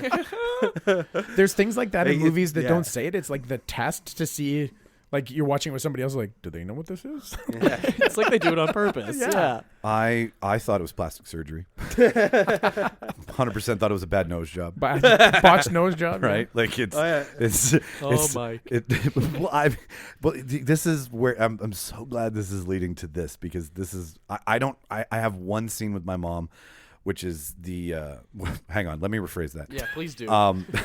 The scene that me and my mother watched together is the rape scene from Hills Have Eyes. The Hill. No. Oh God. That's a really hard one to watch, but that The one I'm trying to think is Anyways. what the hell? it's the girl with the dragon tattoo. That's what I'm talking about. Oh, that one. Oh Yeah. yeah, that's a hard one to watch Yeah. too. So like for the first time in a long time, because my mother was really like I've said before, I wasn't allowed to watch The Simpsons as a kid.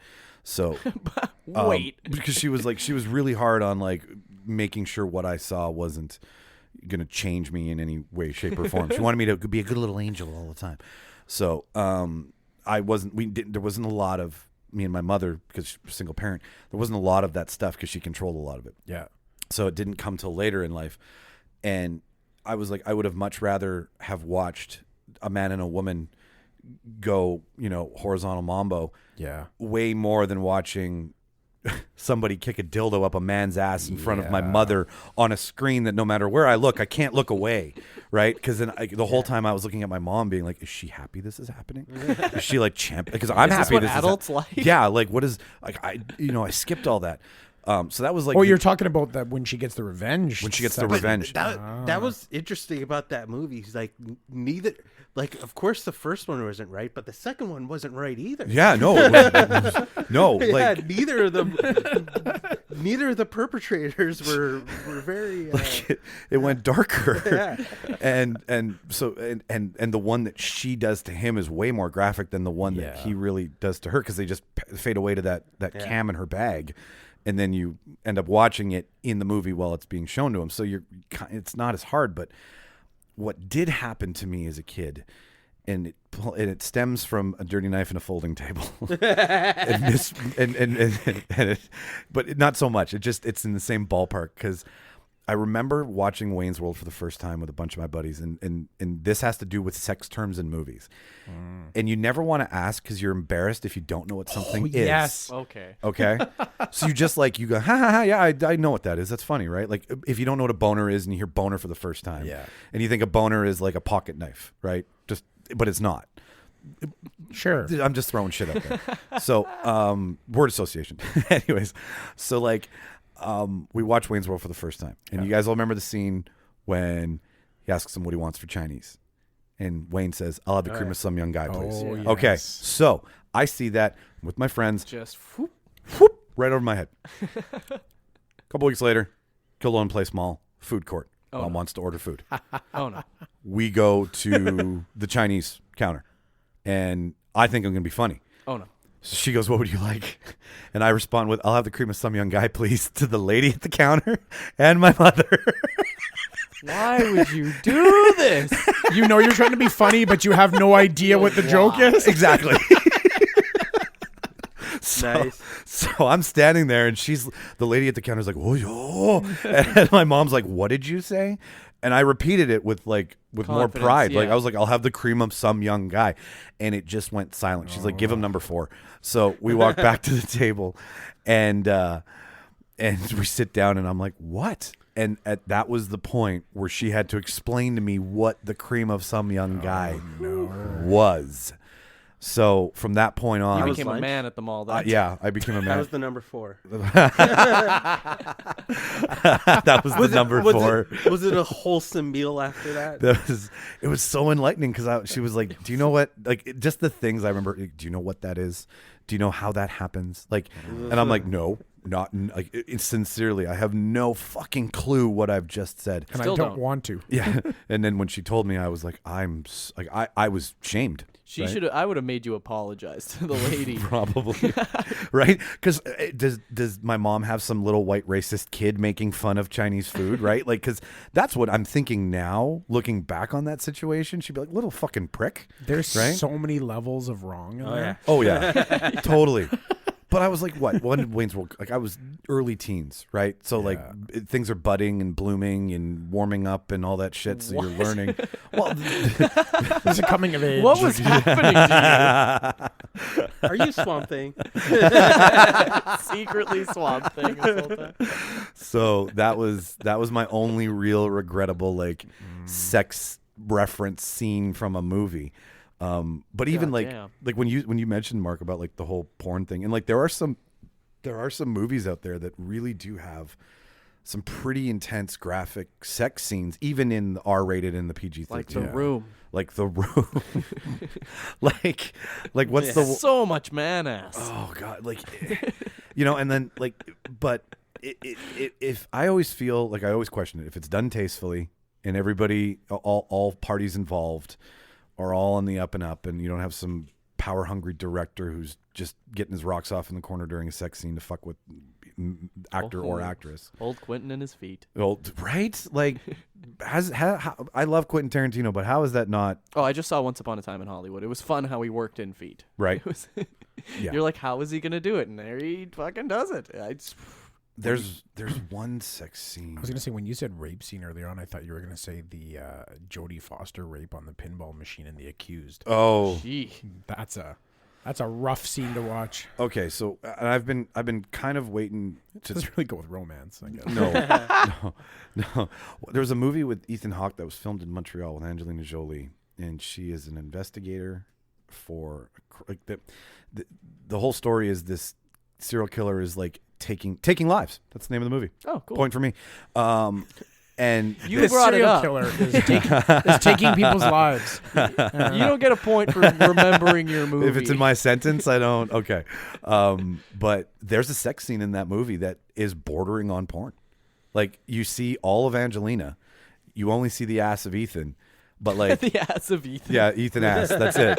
But like, Sounds it's like a good movie. it's probably 5 minutes long, and it takes place in a lot of different parts. Like it's a very passionate sex scene, but it is one that like you can clearly tell they were like, okay, do we want this to be like a close up of just the faces, and then like some side boob or like some shadow of penis or any of those things, like any, but like Ass of Ethan. Shadow of Penis.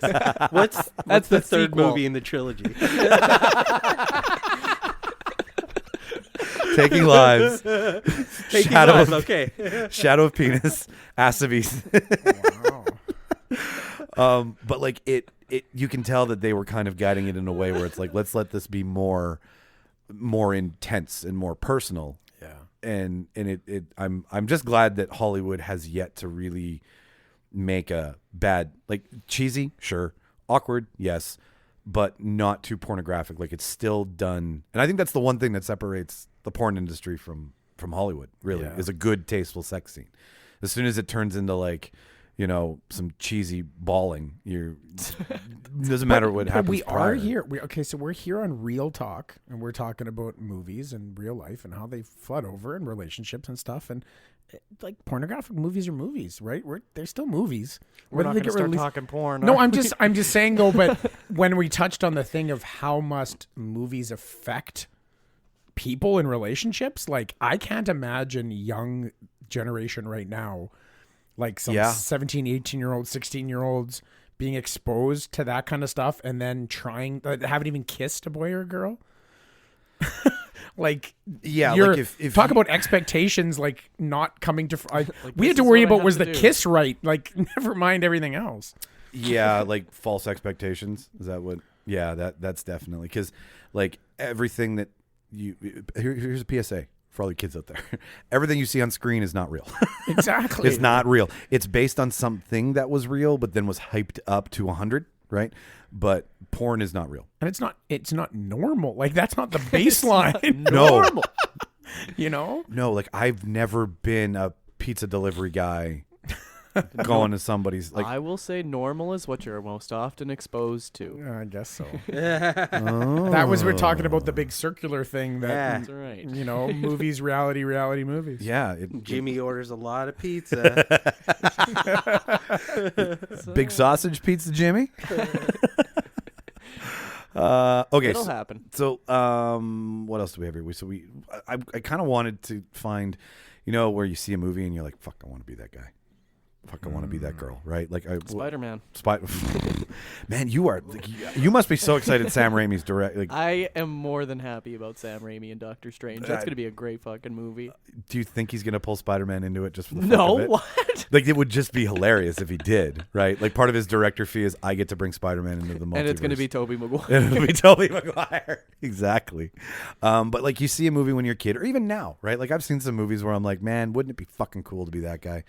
And it's like, maybe it's not always the guy getting the girl moment, or like the guy being like, because we're all guys, obviously. So it's a one-sided angle from it. But like, you know, where the cool guy gets the girl, right? When you were a kid, like, what movie? I know you said Adventureland is kind of what you base stuff on, Jimmy, but like, is there a scene in that movie or a scene from a movie that you were like, fuck, wouldn't it be great to be him? Skip me. Skip you? Okay, we'll come back to you. Yeah, that's fine. I can start this if we need some inspiration. Mark, do you have something? You know what? I was just gonna say, we talked about it earlier. Is Hitch? The character, what's his name's character? Kevin Smith. Kevin James. James. Kevin Smith. Kevin James. I'm giving myself a point. I was half right. Because I always kind of saw myself, like, the awkwardness of Kevin James, like, going to somebody to learn how to be cool. But you find, yeah, exactly, the dancing thing. Like, no, you live Do here the now. Q-tip. Do the Q-tip. You're right here. This is where you are. This is your home.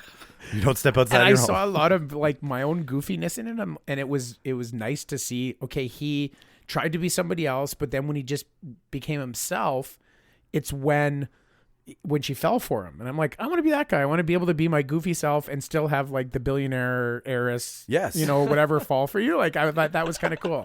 It totally is, and that's the whole, like, you don't have to be As long as she's a billionaire. Yeah. Well, right. She's very Mark attractive, wants to be a kept loaded, man. Yeah. and then finds out that the goofy I mean, you guy do have standards. because there's the line where she says, well, when you told him to fake that asthma attack when we were on our date, and it's like, oh no, that was all him that got you. It was the things that I told him to do didn't work for you, but when I would have said he screwed up is what actually worked for you. And I'm like, yeah, I want to be that dude. I totally. Yeah. It's like, it's nice to see something relatable on screen. Exactly. And you know what? Like, truth be told, now with Hollywood and the way things are and how there's more people who need more representation, yes, it's a great thing to see the bigger, chubbier leading man get the girl instead of, you know, fucking One of the many Hemsworth. Chris's. One of the many Chris's walking off into the sunset. Exactly, all these Chris's. Right? Like none of us are Chris's in this fucking room. Just because Chris Stanton isn't here. Just for today. What about you, Dan? Like, did you have like a movie moment where you're like, I want to be that guy? The best thing I could think of was like going back to what Jimmy said. I think superhero movies are a good example because it's like, yeah, I also want to be the superhero, and superhero love interests are always like written as like the sweetest, like best partners. Pull that microphone into you there. There you go. There you go. Now you're nice and rich. Yeah, and I like. So which superhero has the best love story? Yeah. Oh, Gotta be Spidey. Look, he's All right, biased. Ooh. Maybe he's more Lois Lane. Yeah. fine. You're right. I don't like. I'm gonna have to go back to because it was the Batman I was raised on, 1989. Ooh, Batman. Michael Keaton Batman. And No yeah, neck. Vicky Vale, like she Vicky was, Vale. she was Yeah. so sexy. Yeah, so Kim Basinger. yeah, that's got to be like the first That's a woman point I've been for like, Mike. ooh. I know I'm not like a 30-year-old newspaper man in Gotham. Newspaper man. I Billionaire. yeah, I know I'm no Batman. but that Vicky Vale seemed like a classy lady. She did, yeah. Yeah. Well, she was a magazine writer doing exposés, Yes. right? Like she was better than the newspaper boys, right? Mm-hmm. She was doing her own thing. Did that teach you that you might have needed a leather suit with nipples on it to get laid at all? That was Clooney's. Get out of That was here. pre-nipple. That's right. Yeah, the fucking Schumacher. It taught me to play with bats. It taught you to go dark, fall down a well, and maybe you'll come up a billionaire. Yeah. Who knows? That's when he started developing his alter ego. In the basement of my house. I remember leaving this movie so happy because it did its job. But The Wedding Singer. Oh, that's a good Oh, one. yeah. that's a And good one. I Want to Grow Old with You. Yeah. Simply put, like, it's got the cliche chasing in the airport scene. It's got the cliche. It's got every cliche known to Well, man. it's one of the originals, though, right? It is, but it plays with Marks too, where it's like he's trying to give guitar lessons for meatballs. Like he's a good guy, right? Yeah. From a small town, trying to do good things. So that was nice. And he saves her from the douchebag kind of. Exactly right. It shows that if you're good enough, if you're a good person, good things will happen. Yeah. And Billy Idol will help you get the girl. Thanks, Billy Idol. Right. Thanks, Billy Idol. But like growing up in performing arts and shit like that whole scene, strumming a guitar, singing a song. Like I worked at a camp actually where a guy did that version of that song. He just changed the lyrics around and sang it to his girlfriend. And I was like, I don't want to be Adam Sandler. I want to be Tony. Yeah. This is now happening in real fucking life here. What about tearjerker? What made you boys cry? What was the first time you were like shit? Like, and maybe by yourself or in a room. Like, because I'll tell you, I cry all the time in movies. I'll cry in a movie theater. I'll cry at home. Shauna always looks over at me and just smiles because she's like, "You're such a fucking softie." And it'll be in fucking Masked Singer. Like last night, I was crying in Masked Singer because I think you're there's just something wrong 'Cause with it was you. so bad. yeah. I was like, "Fuck, that was Shaka Khan." But like what was one of the first movies? Can I get a point for making Jimmy laugh so much, please? Somebody give me a fucking point. So yeah, what movie kind of just tears you up inside? Oh man, that is a tough one. Garden State. Yeah? Yeah, I watched that. That made me pretty sad. There was another Braff movie he did, but I can't remember what it was called. You keep talking, I'll start looking this up. What was it? What was in it? It's mostly about his relationship with his family and then his dad. Like he's struggling to become an actor, and his wife is basically supporting him. Well, no, I know what Garden State's about. No, not Garden State. It's this is the other movie. Go on. And it's mostly just about his relationship with his family and his dad. And his Wish I dad's- Was Here? Yeah, that's it. Okay. All right. Yeah, it's a beautiful movie. Really made me sad. So that's a good one. Braff knows what he's doing. Braff really does know what he's doing. Even trying to look like Dax Shepard, he knows what he's doing. I loved Garden State. Me too. I think he just made that movie to make a soundtrack, though. You think so? I think he was just like, how can I make the most expensive soundtrack ever? Because it's a really good fucking soundtrack. Like one of the guys in the Shins, like, was his pot dealer. He owed him a couple $100. Right? Like, So I'll put you in my movie. that Shin's heavy. Shins. But it is a great story. Like there's a lot of heartbreak on his side of it. The relationship with Natalie Portman, like No, it's that's just about not feeling happy and like how Yeah. to make yourself happy, and it's it hits home. it. Yeah, I couldn't agree with you more. Mark, what about you? What made you cry? What made you Goodness. sob? I don't really remember all the. You know the one that I'm trying to think of the relationship part in it, but it kind of is Mask. Ooh, yeah, Sam Right? Elliott, Cher, Yeah, Jim Carrey. Jim Carrey. and he's kind of not the Mask. But right, and he kind of like he falls for the girl when he's away, and then he's waiting to go see her again or meet each other, and then he dies before he can go to her. And that's sort of the realization of love, and then it goes unrequited because he passes, and that I remember as being really sad for that one. No, Because something was good about to happen to him, and then it having such a didn't. hard life, and then finally finding someone who loves him for what he's going through. Yeah, And I think it was one of those first movies where it's like it wasn't a happy ending. It was sort of happy because in the end you realize like that was a good thing, yeah. but it was maybe one of the times where like no, well, it's supposed to work out in the end. Like Not that's the how usual movie happens. yeah, that's how all my movies that I've watched till now end, and then I watch this and it's like whoa, like that's not fair. No, it's not fair. Well, yeah, and you. What's going on? Is life not fair? You marriage story, a hole in the wall. That should be a finishing move in a video game. Marriage story. just a drywall clobber. Brings out a sheet of drywall and clobbers him through it. No, yeah, that's unrequited love is a hard one, but and I think it's because we've all missed somebody, right? Like the first crush you have when you're a kid, First dog. first a lot of things that get by you, and then you realize value such as what And it is. that theme's been played a few times. The person who doesn't really fit in finally finds somebody who likes them for who they are, Yeah, right? Because he finds somebody who's like she's blind, right? And that in the movie, and it's like, well, she doesn't see that he's not attractive, or this is Willy whatever. Wonka She golden doesn't know what ticket. attractive Right. looks like. Yeah, and that whole thing kind of gets to you, right? Those kind of things. I couldn't agree with you more. Yeah. Maybe I'll find a nice blind girl someday. If love is real, it comes in the form of a blind girl.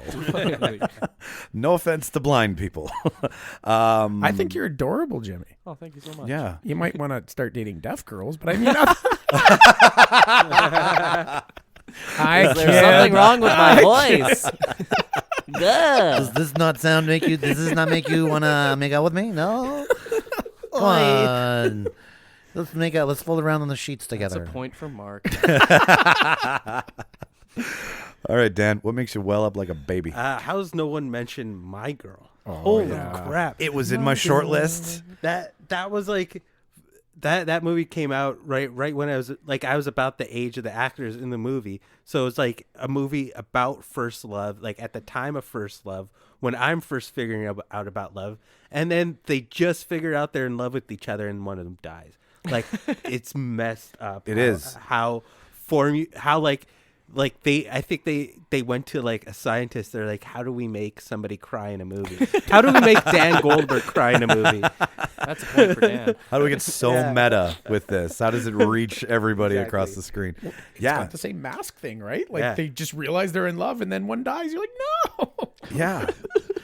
And what is it? It's a bee sting, right? Yeah. Yeah. Fuck. I was told him to stay away from those bees. You know what's sad? I have never been stung by a bee, so I just have no idea Oh, if it I'm sucks. allergic. I'm pretty scared. Even if you're not allergic, it sucks. You might Yeah. want to Yeah. find out before you Right? find out. Yeah. I think me and bees have a good rapport where we just stay away from each other and it's all good. And understand. It's it. a, like it's a- surely I would have been stung by one by now, but I just think I'm okay with the bees. If you're Shirley, can I still be me? Yes. Okay. What about you, Mike? You got a Yeah. You got a jerker. Walk to Remember. Nicholas Sparks. Oh God, she's on This Is Us. Why is her name eluding me right now? Got me. Which one on this? I'll bring it up here. That's a lose a point. The point of well, what it is it's the story is Jordan, I believe, is the main character's name. But hang on here. Walk to. This is what happens when you're not totally prepared. Remember, Mandy Moore and Shane West. Oh, Mandy Moore, yes. Okay, so Mandy Moore has cancer. Yeah. And this kid screws up his young life, applies to be in the musical in the high school, meets Mandy Moore. They start falling in love. It's a classic, like, young, endless love, big love, first love thing. But what really got me in it was the fact that she admits that she's going to die, and he still proposes to her. Yeah. Being so young and, like, being so firm and confident at such a young age when I, like, growing up and you're trying to find somebody and you're sure and they don't want to be with you, but you're sure you want to be with them. This one was like double that because now there's death involved, right? And all the things that he's done, like he builds a telescope from scratch so that she can see a comet before she dies, like death hanging in the balance combined with deep, everlasting love. Yes, it's a Nicholas Sparks movie. We all know that they're way over the top and like they just suck. They take pure fucking organic love and inject it into it that is nowhere near capable of being found in real life, right? That's what happens when you have a book and you have 800 pages to do what you want with it. But that one specifically, like young kids who, you're just supposed to be fucking and partying and doing all this shit, which he was doing. Yeehaw. Yeehaw, yeah, definitely. And he gave up that life at such a young age. That kind of ripped at me because I was like, way to go, buddy. Like, you really know what you want, right? I see a theme with the three of us with the falling in love, people dying kind of thing. Yeah. Apparently that pulls at the heartstrings. It does, right? Because, I mean, one of those things is finite. Well, both of them can be finite, but one of those things is for sure guaranteed, right? Where love can be so pure at one point and then kind of die out at the end or grow from being very small at the beginning. But yeah, that one, I was like, ugly fucking crying. I'm not crying, you're crying. Yeah, like quivering lip and snotty nose and all that stuff. I was laughing at? So we're talking about the romance love movies that we've been talking about. And when I brought it up with a friend of mine this morning that we were going to do this, her mind right away went to like your Hallmark love movies. Yeah, just the real lame. And which are so horribly not reality now. Oh my God. Like, how did we get to that point where it's just so above and beyond reality? People love their cheesy shit. They do. Like their eyes meet across the tree lot on Christmas and... But like that's he's the widower who just moved to town. Now people's eyes meet across their smartphones. Yeah. They don't meet across a crowded room because everybody's too afraid to walk up to another person and take a chance. It's easier to God, send. am I? And I don't blame you. I don't blame anybody. Like if I was thrust out into that world right now, I'd be fucking lost, right? Because how so much has changed about how people communicate. Movies still hold on to man, woman, room, talk. Right. Man, woman, grocery store, both grab cantaloupe, meet cute, talk. Is it right? Joaquin Phoenix movie where he falls in love with the operating system? Yes, the AI, her. Yeah, her. Yeah. Yeah. The AI. We're not that far off, man. That's not a Black Mirror episode. That's like 2025. But that's a real hurdle that movies have to get over. Is like that's hurdle. You can't show that in movies. I'm giving myself. You can't show modern dating in movies because it's not interesting. No, it's not Yeah. because you just two people sitting on their ass in their underwear. That does not for a good movie make. No, well, 3 hours of Netflix and chilling doesn't really make a good movie. I have watched movies with people in their underwear. Okay. I don't know how you don't. I want to go. I want a movie theater night where we're all in our underwear. Like, midday matinees. No one else is there. That's true. That's very true. Why, sir, are you taking your pants off? No one's here. Really? Wait, We're having this conversation? What are you going to do? There's something. There's like nudist beaches where it's like everyone goes to the beach. They're like, yeah, let's be nude. So Like, why nudist can't theater. you just do that with a movie theater? Oh, because the seats are disgusting. Sanitation. Yeah. Was my first, like, I don't know if I don't want my ball sack to be right where somebody else's ball sack was, or ass crack, or any of those body parts, without being thoroughly cleaned prior to the next I'll figure it out. Yeah. Yes. There's a way to do that. If you can figure it out, I'll be there. Yes. I promise you, I will be there. Balls out. Okay, last before we get to my favorite part, which is the cliches. Best breakup or a breakup, not the best, but like a great on-screen breakup that like maybe not even like an accurate one, but like just a representation of a version of a breakup in a movie. I like the one in Office Space. I think that was the invention of ghosting because like he gets his mind washed or whatever at that guy, and then his girlfriend like starts calling him and leaving voicemails the next day, and he just simply ignores her, and that's the end of the relationship. He's just good. He just figures out he doesn't have to talk to this person anymore. He doesn't. Yeah. It really, you're totally That's right. a great one. Like he was hypnotized into ghosting, and then someone was like, "You did that? I can do that. I'm doing that." And then she does leave a voicemail like, "I've been cheating on you, but still, that's the end of it." It's like, that's good. There's no arguments. Good. Yeah. No, that is a great breakup. I think he ended up being right. It was fine. That's a good pick. This one comes from I actually, when I learned why you don't go to a movie on the first date, was because I went to this movie on a first date, which was Closer. Oh. I think I've talked about this before. It's got Julia Roberts, Jude Law, Natalie Portman, and Clive Owen, and it is it's a bird's eye view of what happens when people fall in love and cheat and have affairs and screw each other over. Mm-hmm. Right, kind of like how Marriage Story is a divorce in reverse, so to speak. Right.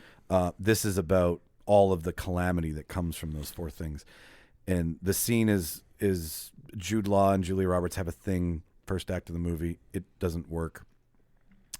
He comes back later in the movie and persists, and they end up having a thing. And Clive Owen's away on a trip at this point, and he shows up and has that feeling, that really shitty feeling that something's gone up. Right, like she's showered at like 11 o'clock at night on a weeknight, like just some weird shit. There's some weird shit, like, and probably out of rotation of what normally happens. Like that's not routine in their house. So they start going at it and getting into it, and finally she admits it. And I took this down. I actually copied the line exchange because it is so. Dan, have you seen this? Like, do you know? No. Okay, so it gets to the point where he wants to know everything. He wants the down and dirty graphic details of what they've physically done to each other. Yeah. So Anna, Julia Roberts, goes, "We do everything that people have sex do." And Larry says, "Do you enjoy sucking him off?" And Anna goes, "Yes."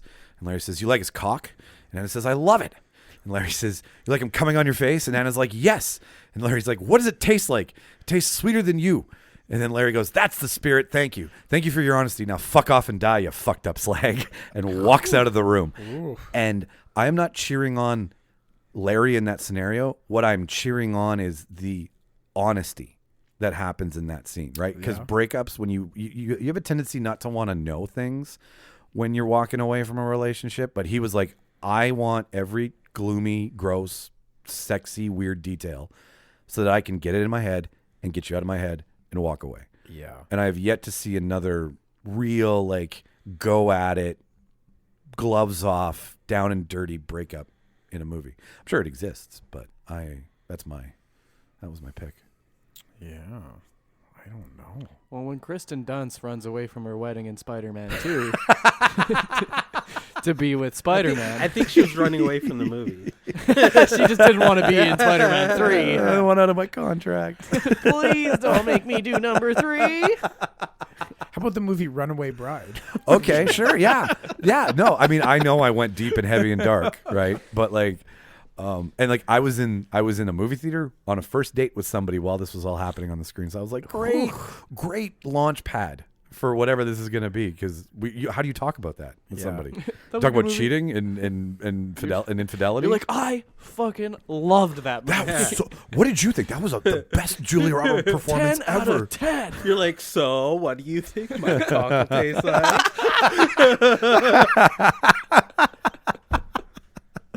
That's a I point can't for think Dan. of one movie. I can't think of one movie where it takes place, but the breakups I always love in movies is where one person loses it at something the other person did, and they're like throwing their stuff out of like the third floor of the house onto the front lawn. Does that ever happen to any of us? Like out of the window. Yeah, those are always great scenes. Yeah.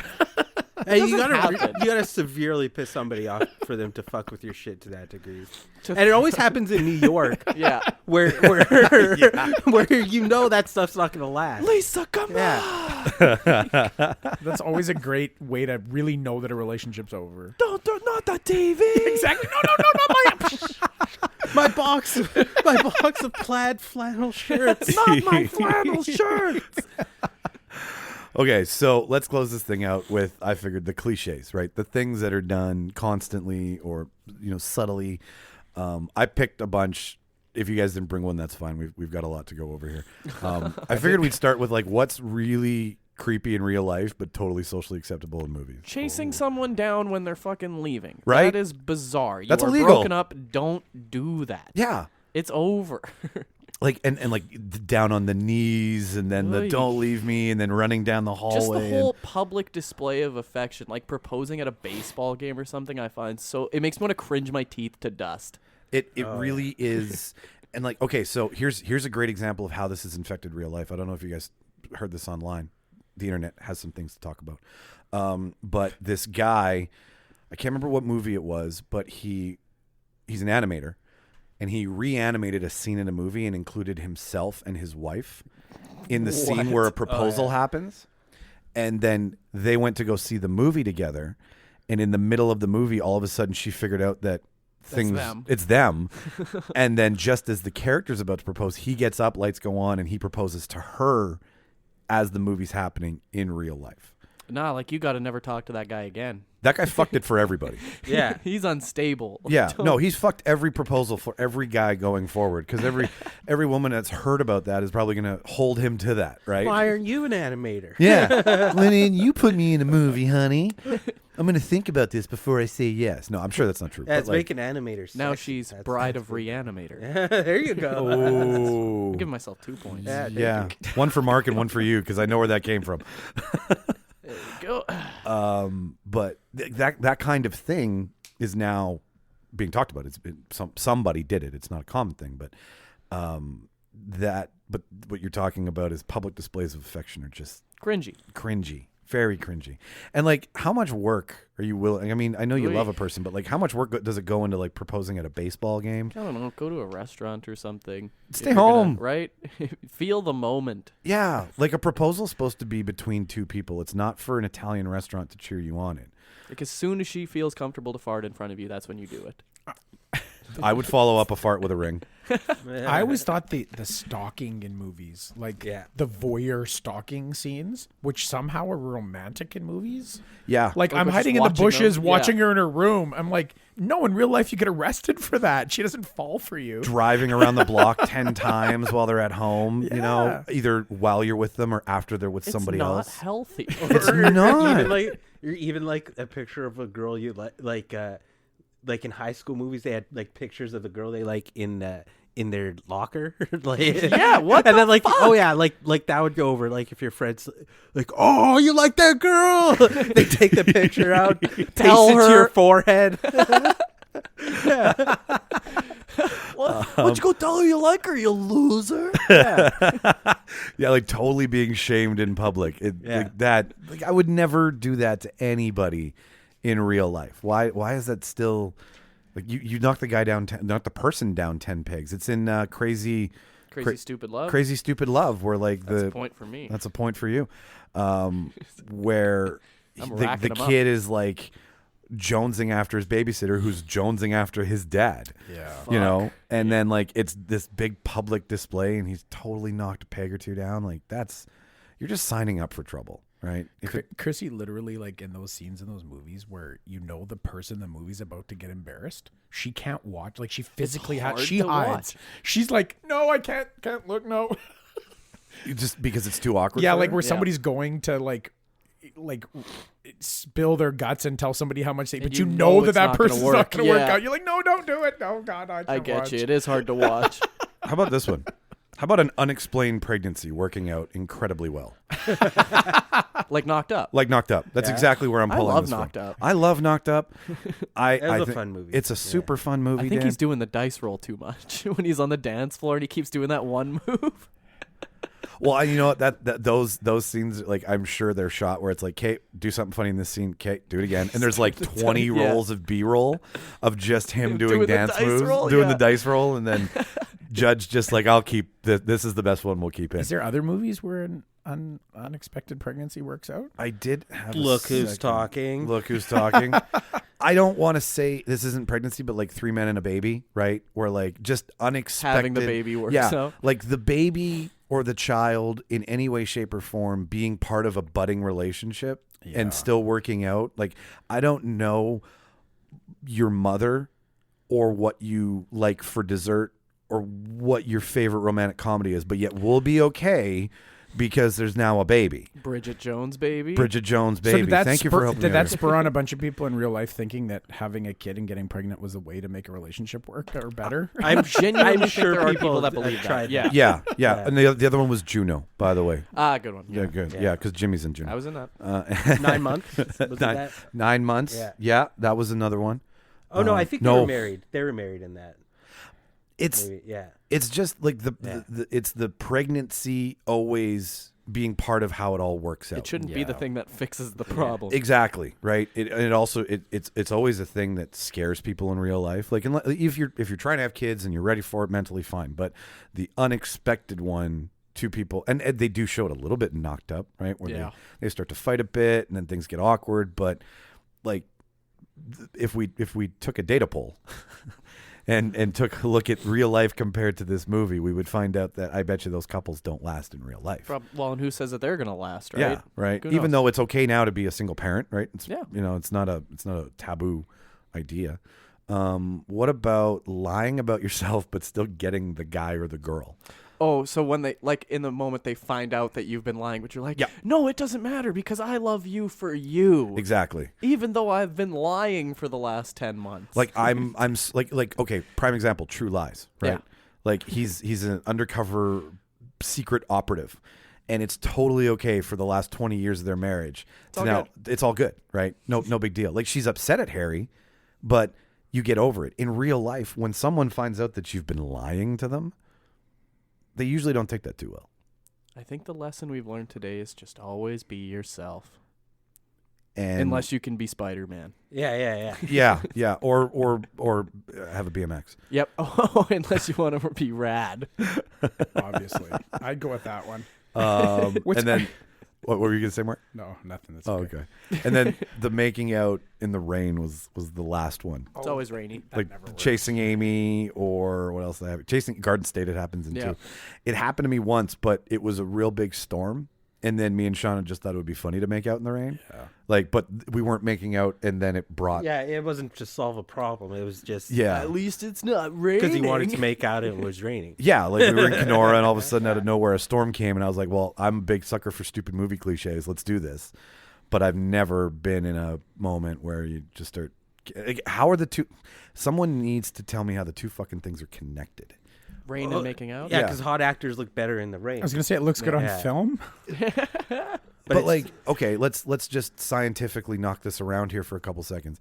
How does two people locking lips create moisture in the atmosphere to then come falling down? I'm trying to draw the line between the two. The two mouths create enough moisture Yeah. that create clouds. Movie that then magic. create rain. Movie magic. Okay, yeah, all right, fuck that.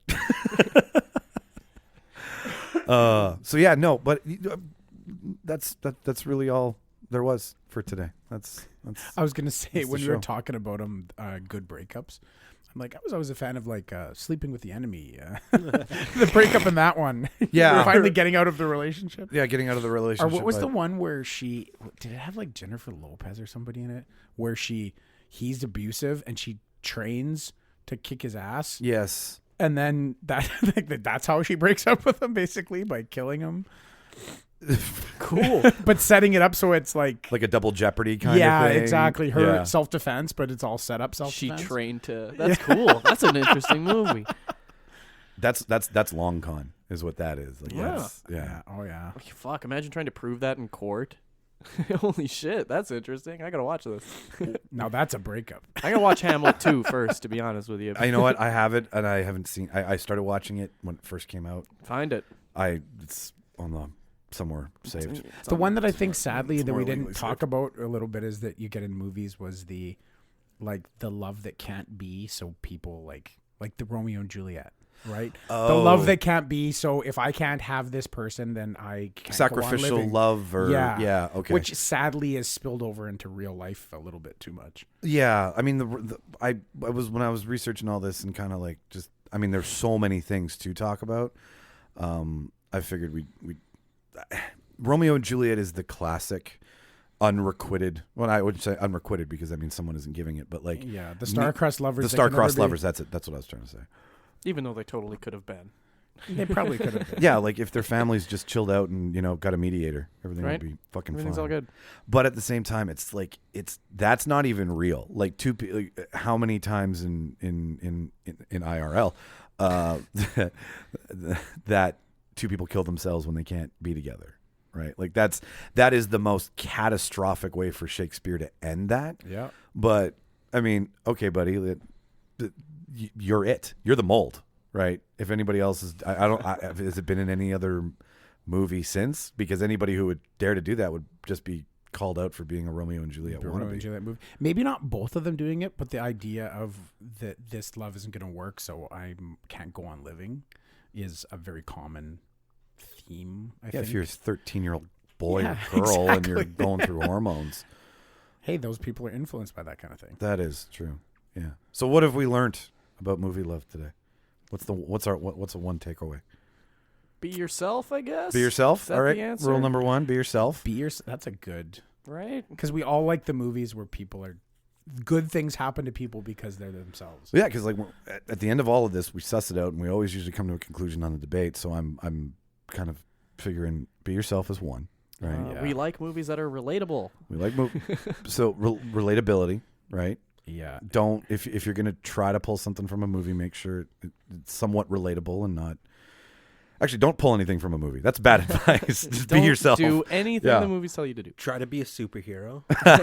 Yeah, superhero love is the best love. That humor and love should go hand in hand because Yes. romantic comedy is really the only kind of romantic movie that they make. Like You don't just just a get pure romance Yeah. movie. That's is porn. rare. Well, they do. That they is do. porn. They do. Yeah.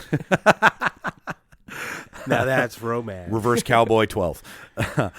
No, the like message in a Love bottle between a man and a woman, And a a- woman, And another several Two more man. more men.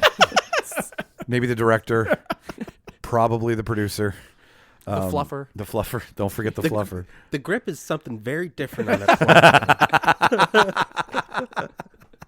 Not what I expected. Best boy too. That's a very different role. Oh. Well, I bring the boom. That's a couple of points. So yeah, we're like romantic comedy. So have humor in love, right? yeah. Don't be so serious. Love is all of the things. Love is without getting too prolific here. Love is like all of the emotions that we can all feel combined into one, right? That's my little 2 cents on it, right? Like love has a little bit of every other emotion in it, and when you're really in love, it's all of the good things and none of the bad. Yes. Don't take yourself too seriously. Yeah, otherwise you won't get out alive. Not my words. Gentlemen, this has been a blast to talk about love with 4 other men. That's a very progressive thing Well, we've we done had a- today. We had a two-way tie. We did? Oh, yeah. Tell us about the point system here. Well, Dan earned 7. I earned 7 as well, and you and Mark here tied at 4. The Sweet. point system is entirely pointless. Oh, nice. A Yeah, pointless nobody- point system. You That's get very a meta. You get a point for that wordplay. You do. All right. Yeah. You do. Turns out I'm today's winner. Everybody. 2 in a row. Oh, shit. At this point, Dan, do you have any shows coming up that you want to tell the world about right now? Wait. I'm doing Sound at Jimmy show next week. If you don't, that's fine. We do this with You can Jimmy listen and to Chris. my 30-second podcast. There you Because I know go. you got the time. Damn right. Where can people find your 30-second? I love your 30-second. I haven't got to tell you about this, but I love your 30-second podcast. Well, thank you. It's on all podcast places. It's an actual podcast, but it's also on my Instagram and Twitter. But it's 30 seconds at a time, and there's about one joke on there. That's all the time we have time for. What's your you had a slogan or a catchphrase I thought was brilliant. Like, oh, it's the least I could do. It's the least I could do. That's great. Jimmy, you got any Let's. the when's show this that coming he's out? doing sound at? This comes out Wednesday. This Wednesday. Today is Saturday. I'll be at the Lit Ranch on it's 1440 Logan. That's gonna be a fun one on the 22nd. We're gonna get stoned, do some jokes. It'll be Nice. good time. And then New Faces 6th on the 27th. That's gonna be great. Showcase of all the new comedians in Winnipeg. Awesome. So come check that out. Awesome. And if you are looking to get in contact with us on the show here for a topic or idea, I tell you every week, I'll tell you again, you can hit us up at therealdebaters@gmail.com. That's REEL. Because we're cool. Because we're cool like that. Because we have one punny guy on the show and his name is Just Mark. quickly, Mike. Oh, you want to bring Say something up? somebody really loved our show and wanted to say wear a shirt that celebrated their love of our show. Is there any way that they can do that? If only Well- we had merch. As of Monday, what's the date on Monday? Monday is the 10th. You can find us. There'll be a link in our Instagram. We have partnered up with Design by Human.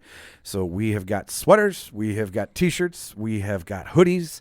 We're going to have cell phone cases. We're going to have Got to get my hands on one of those. mouse pads. I don't know who fucking uses a mouse pad, but Maybe we're a going to coffee sell cup one. or There's a two. coffee cup that's coming out too. We're going to have a bunch of cool stuff. Are they So left-handed coffee cups? they're ambidextrous coffee Oh, cups. What about Yeah. the logo mouse both pads? sides. Yeah, the That's mouse. a good question. Whatever you need to do with the mouse pad, feel free. Anybody I know, just know anybody that I know personally listening to the show right now, this is all you're going to be getting for birthdays, Christmas. So enjoy that. So it will be in the link in the bio. You can just click right on the link. It'll take you right to our webpage where the shop, it's called the Prop Shop because we're funny like that. So as of after February the 10th, you'll be able to buy stuff. I think the ship time's a little long. I think it's 7 to 10 days. But we're worth it. But we're worth it, right? Like the ship time is there. It's longer because we give you a better price on the T-shirt. And there's some you can't find these prices anywhere else. So go check us out after February the 10th. Sound like a used car salesman right now. You You can't literally- find prices like this unless you look. You can't find shirts with our logo anywhere else. So yes, so the shirts are February 10th. The email realdebaters@gmail.com if you want to talk to us, give us an idea for a show, critique us, call us out on some shit, correct us, whatever you want to do with that email. Please, somebody send us something. Hi, Mom. Hi, Mom. If you want to follow us online, @realdebaters for Twitter and Instagram as well. We love to post fun little tidbits about movies and ideas, and we try to stay as current as possible. I think that is it. So, I've been Michael Petrow, Jimmy Skinner. Mark Cowell. Dan Goldberg. and we're gone. Bye. Ooh, Jason Momoa. Oh, He's some kind of I love that hair. He's hunky. Eating flowers. That's what you do.